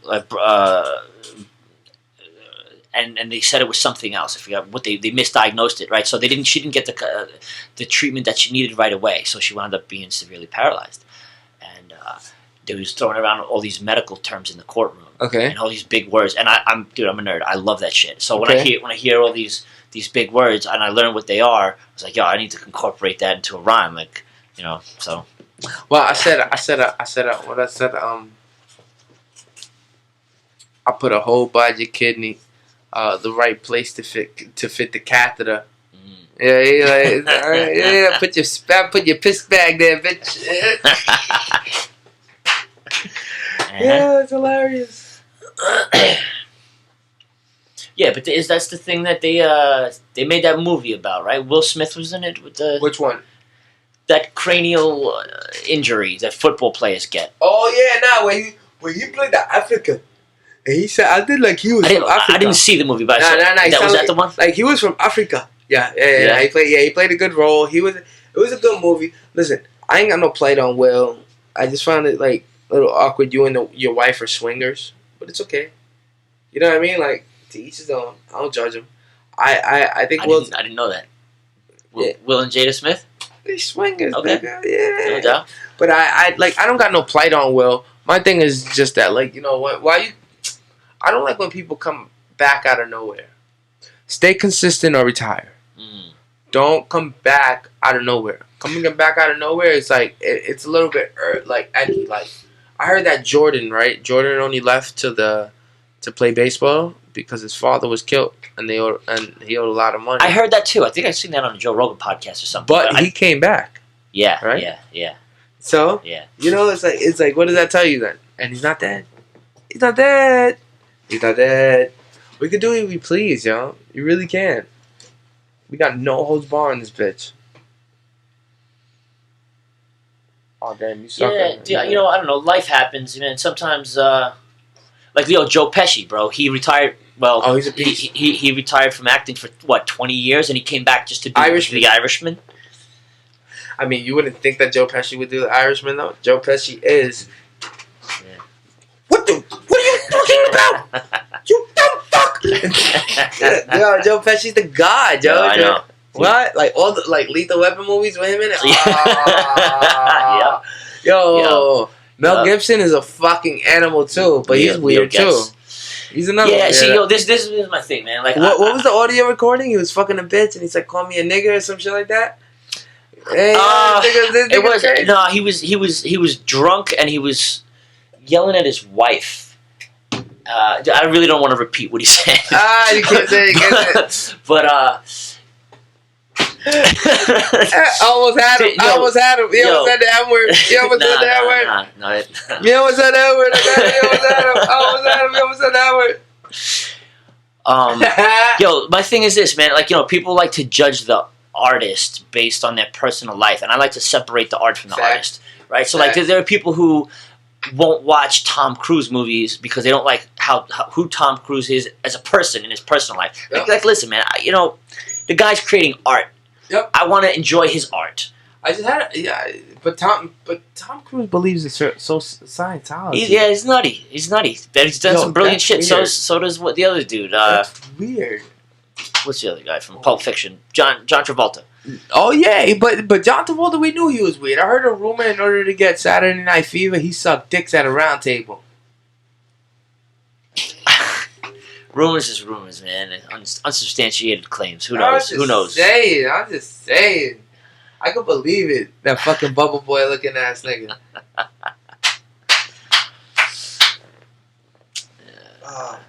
You know, same thing about the people we were talking about before. Cosby, Michael Jackson. Okay. Right, separating the art from the artist. Yeah. You know? Yeah, Listen, R. Kelly. man. Yeah. Right. I agree with you, G. I agree with you, Rob. Art is supposed to be timeless. I'm just saying, man, y'all get the nasty award, bro. All I'm saying is y'all get the nasty award. No doubt. Because it's all right. Yo, let me ask you something. Do you got impulses? Of course, I'm a human being. Everyone does. Yo, I got impulses too, G. I got impulses too. I want to go to strip club. I want to go chill. I want to go hang out right now. You think right now? I was invited to a private event. Flatbush, Brooklyn. I'm invited to a private event right now. I can go. It's till 1 a.m. I can go watch a beautiful show. Just chill, hang out, watch my friend perform. What else am I introducing when I do that? The elements. Yeah. And it's not that I can't be responsible, but as a human being, who do I want to be? You know, it's a really, the longest road to sobriety. It's a lonely road. It's a really lonely road. And then when you're sober, when you go out to these places, you gotta stand strong on your 2 feet. Fuck, like you gotta. Yeah. That's really hard not to give into temptation. It's really hard not to like if I go out, I won't drink no more. I'm already drinking. So if I drink anymore, I shouldn't. Not at all. If I go there, I'm going there to sober up. All right, go to the bar to sober up. I'm going there. I'm not going there to drink. I'm going there to sober up and enjoy a show. That's what's up. Yeah, I've learned for myself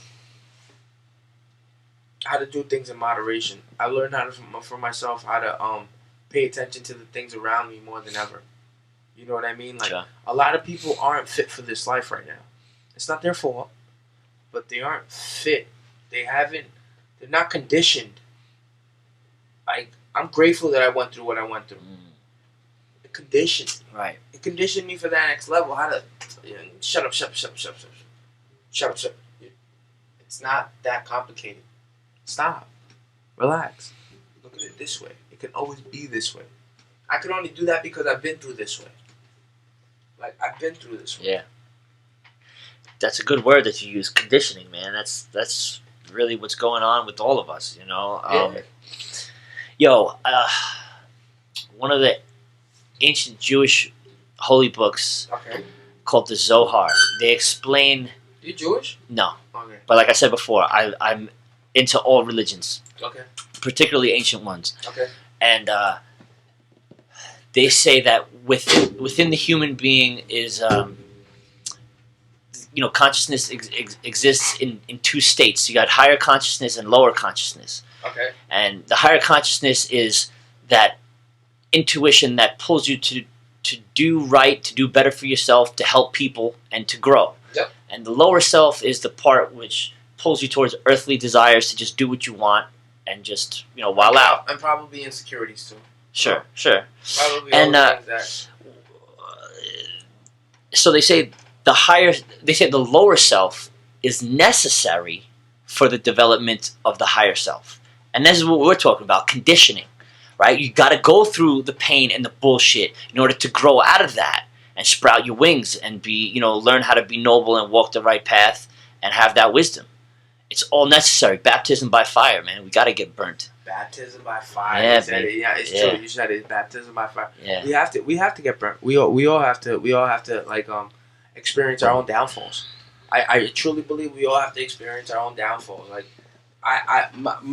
just because I know pain one way don't mean that you know it. Right. I keep seeing a friend. He knows my sister dead, and every time we have a conversation and I say my sister's dead, he says my condolences. Yeah. His brain is conditioned. When he hears that, it just hurts him right away. Yeah. It bothers him right away. I get that. I get that. And I think that it's a big deal. Like, did you see them in school now? They're teaching kids about drinking and driving. They're giving them lessons in a car with virtual reality glasses. What? Nah. With virtual reality glasses, Uh-huh. showing them what it is to be impaired, showing them what it is when a figure don't fit in for something, showing them what it is to have blindfold and walk down a straight line, showing them what it is. Yes, they're doing that now. Interesting. They're doing that now. And you know what they should teach us next? How to deal with a credit score and money. Yeah. Well. Yeah. If they get, why do I go to college? Why do I gotta go to college to learn about accounting?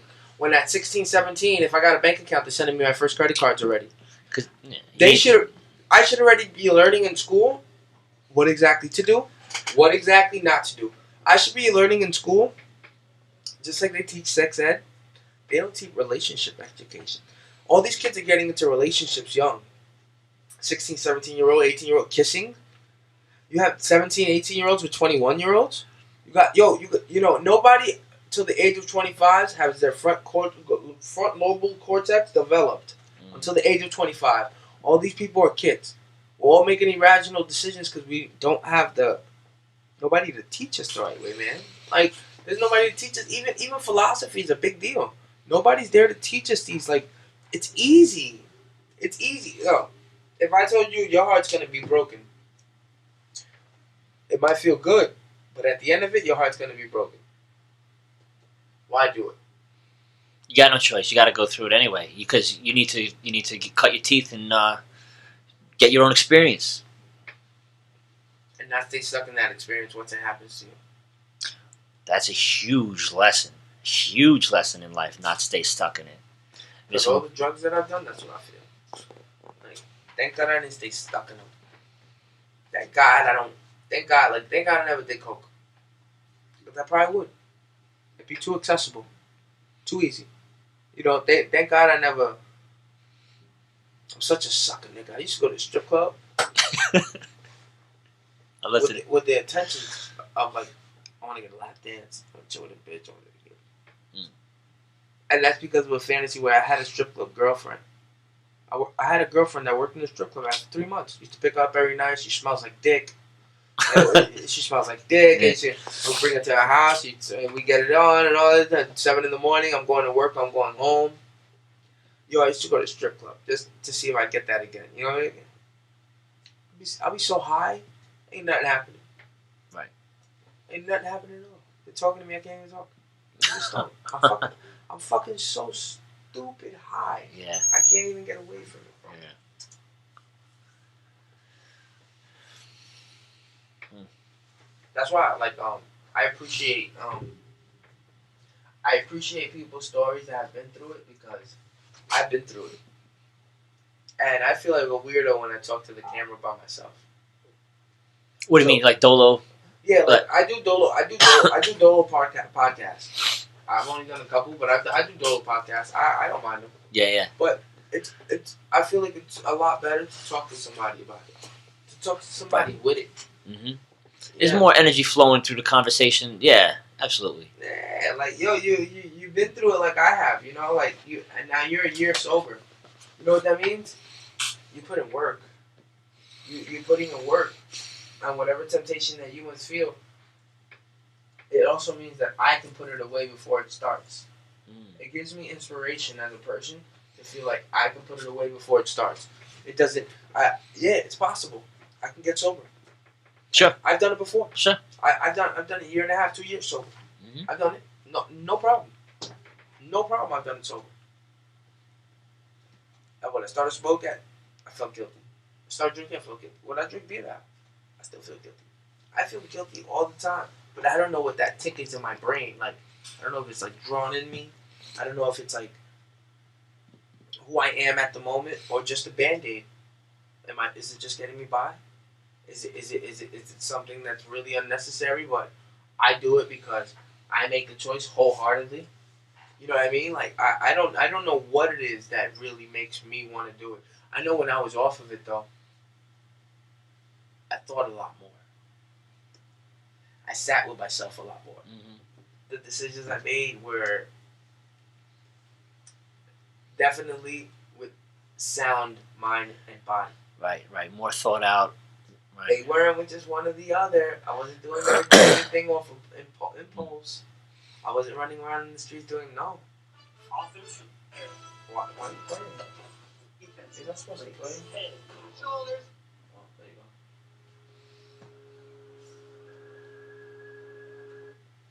Yeah, YouTube want to kick niggas off when you play other people's shit. But you know what? I love YouTube. YouTube is like my TV. YouTube's great, dude. It teaches me everything. Yeah. Fix my car. Yeah. You want to fix your car? You want to learn how to do music? You want to learn how to edit song? You want to learn how to podcast? Dude, OBS? I learned how to repair a piece of a roof from watching a YouTube video. Oh, really? Yes. You own your own house, right? Not anymore. Not anymore. You used to own a house. How was that? How was that though, being a house owner? A lot of work, man. It's like having another kid, right? It's like having a house. Yeah, it's a lot. It's not for everybody. Yeah, it's a lot of responsibility, man.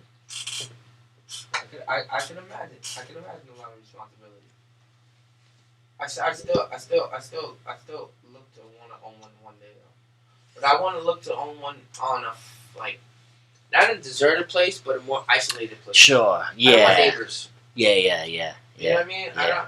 I don't want neighbors. I want to be able to like have my whole front living room, my whole front of my house, all glass. So nobody could see you. Yo, but let me ask you something. Have you ever lived that isolated before? Away from people? Like, yeah, to that extent, yeah.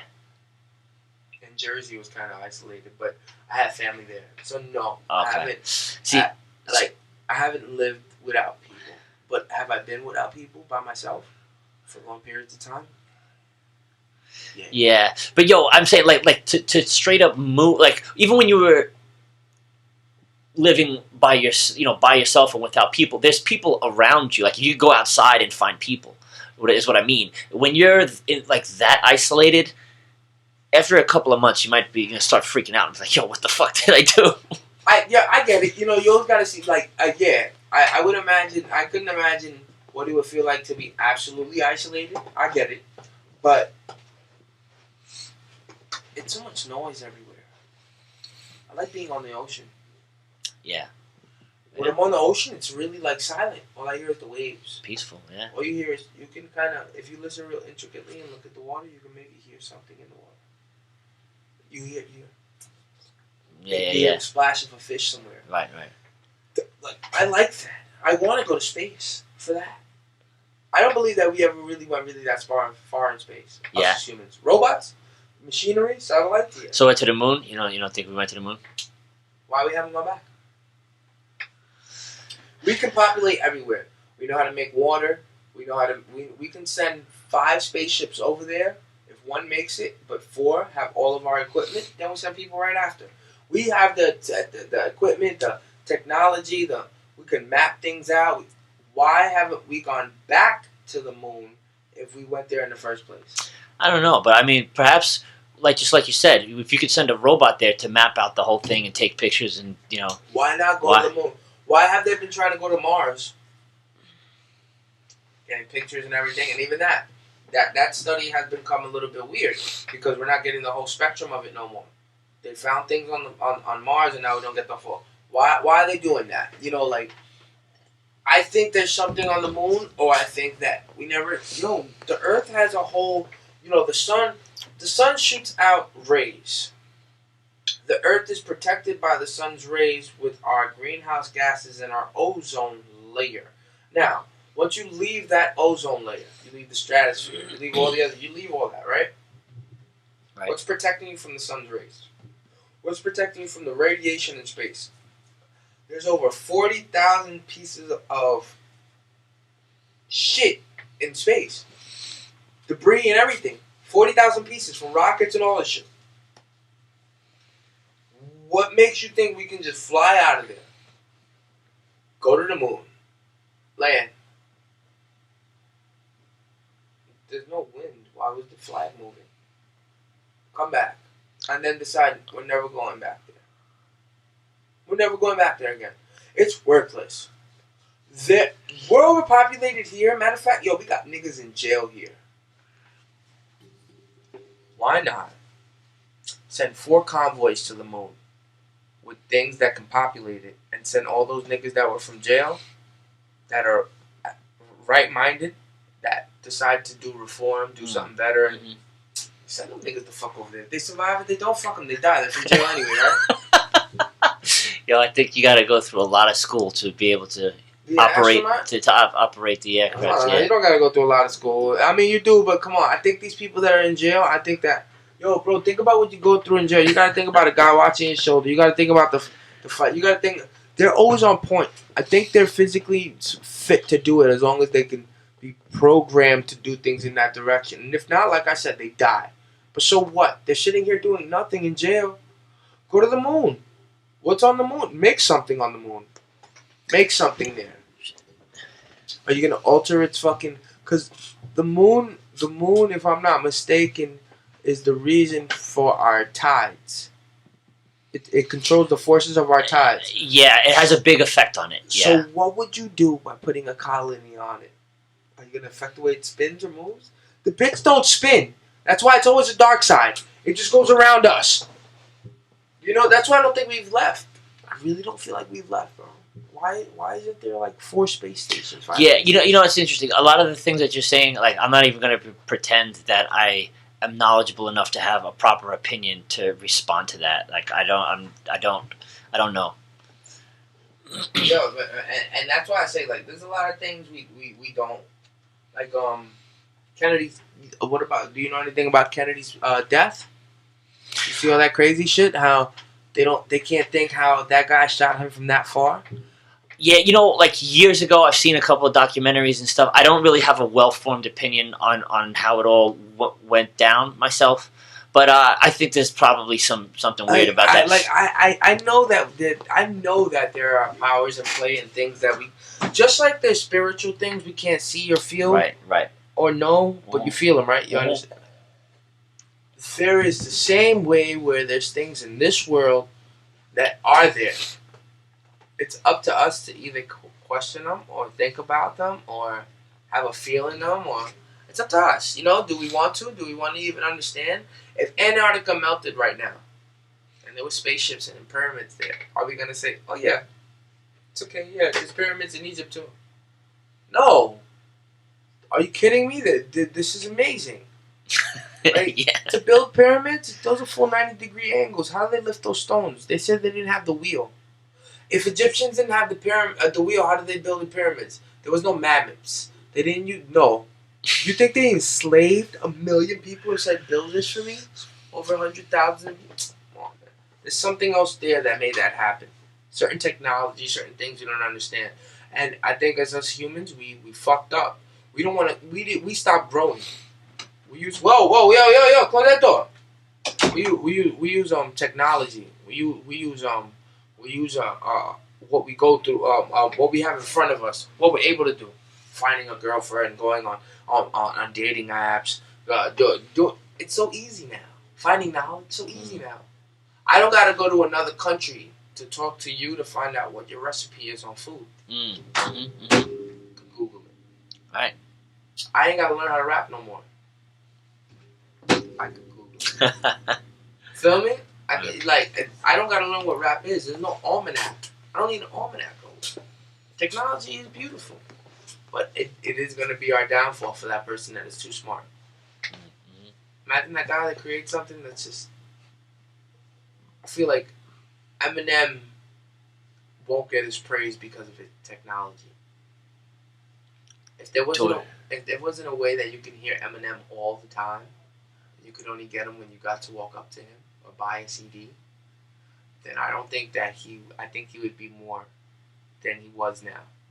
Because for me, his words, the way, the movement of people, same thing with everybody. Yeah. People that passed away, people that same thing with Robin Williams. Think about it. You know, your legacy and what you do is only as real as the way you represent it. The fact that technology is here, there's no privacy no more, G. Everything can be represented at a drop of a dime, at a hiccup. I can see what you're about. This right here is transparency. This right here is me, you showing transparency. They can just get it now. Because they demand it, I want to offer it. I've always wanted to offer it. That's why I feel like I'm in a good place as a speaker. Because I've always wanted to offer it, now it's in demand. Now I got to find the right pieces to have the conversation. Yeah. That's dope. That's dope. Now it's in demand. Yeah. Everybody wants a podcast, talk shit.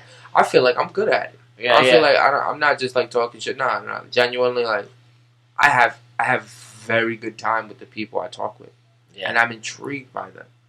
Because how far they've come means a lot. You know what I mean? Life ain't easy, bro.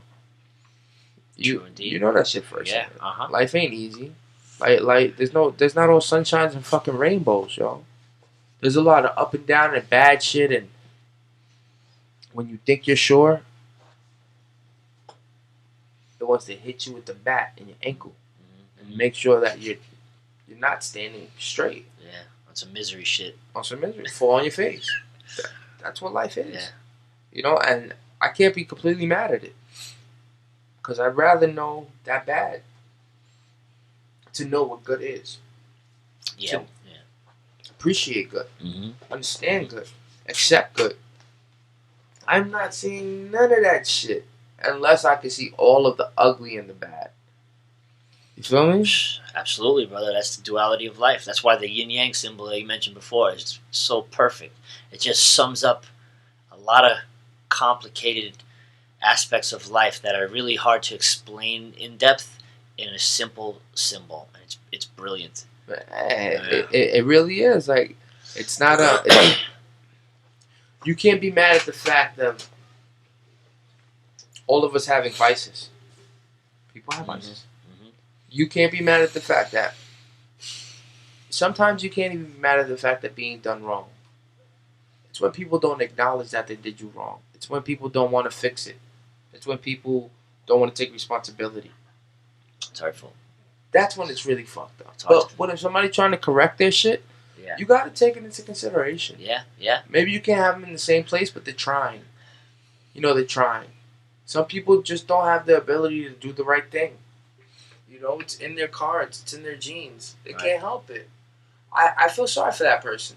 And not because like I feel sorry that they're doing it. I feel sorry for them because it's just like that. Some people just got poor luck. You know, fortunately, we're lucky ones. We've come out of our addictions. We want to continue to keep trying, right? We're making that choice. We're making a choice to continue to keep trying and not let it get the best of us. Absolutely. As hard as it gets, because that struggle's real. You know what I mean? Like, music has always been therapeutic for me, if nothing else. Absolutely. Number one. You know? Music is my therapy. Yeah. You know Timeless. Yeah, it's always be there for you. First love. It never lets you down. If you feel something, you want to listen to a song, you miss somebody, listen to Missing You by Biggie. You want to listen to some ratchet shit, M.O.P. Annie up. Yeah. Right? You want to listen to bars? Jadakiss Styles P. Right? Like, you want to listen to some hustle shit? Bounce past to Jay-Z. You want to listen to somebody that's a GOAT? Go to Eminem. You want to listen to some Brooklyn shit? Jump to Biggie. You want to listen to some new age shit? You got the Casanovas. You got the A Boogies. Right? Like, the Pop Smokes. You got music is forever. There's always a place for us to go if we love music.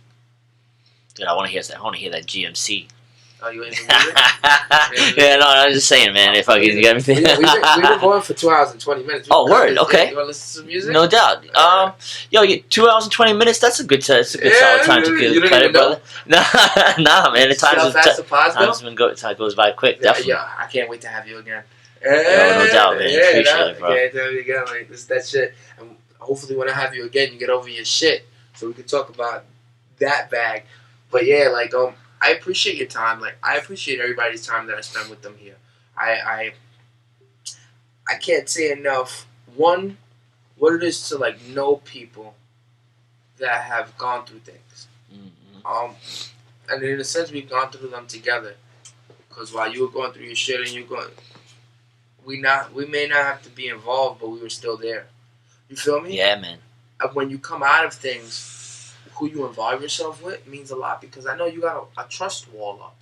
Right. You got a trust wall up, bro. Yeah. You know, you're in front of a camera, you're telling your story. Like, this may not come out for like 8 weeks because I got like 8 podcasts to post. But it's your story, and it's like, this is your personal that you're willing to share and sit down with me. You know, like, I call it Everything Is Okay for that reason. Yeah, that's dope. So no matter what we throw here, we're here. You know what I mean? I dig it, man. You're in my house. You're in my family. This is you can't. It's not like we're in a studio. It's not like you know, it's fucking glitz and gant. No, this is just real. You know what I mean? Everybody comes here. They smoke. They drink. They eat fucking edible cookies. You know, everybody comes here. Like did I invite you to the last fight in my house? Nah. All right, I'll invite you to this one. Next Saturday, I'm throwing the UFC fight in my house. Whenever there's a UFC, I throw it in my house. It's always on Saturdays. So I buy the pay-per-view. Yeah. Last one, I had like 12 people, 15 people in my house. I throw the next one, you come. Next Saturday.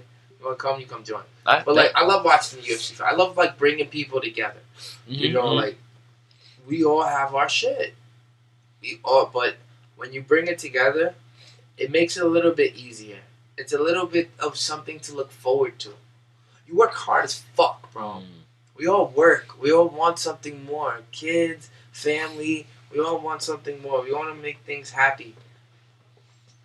When you can't, it sucks. When you let down people, it sucks. Yeah.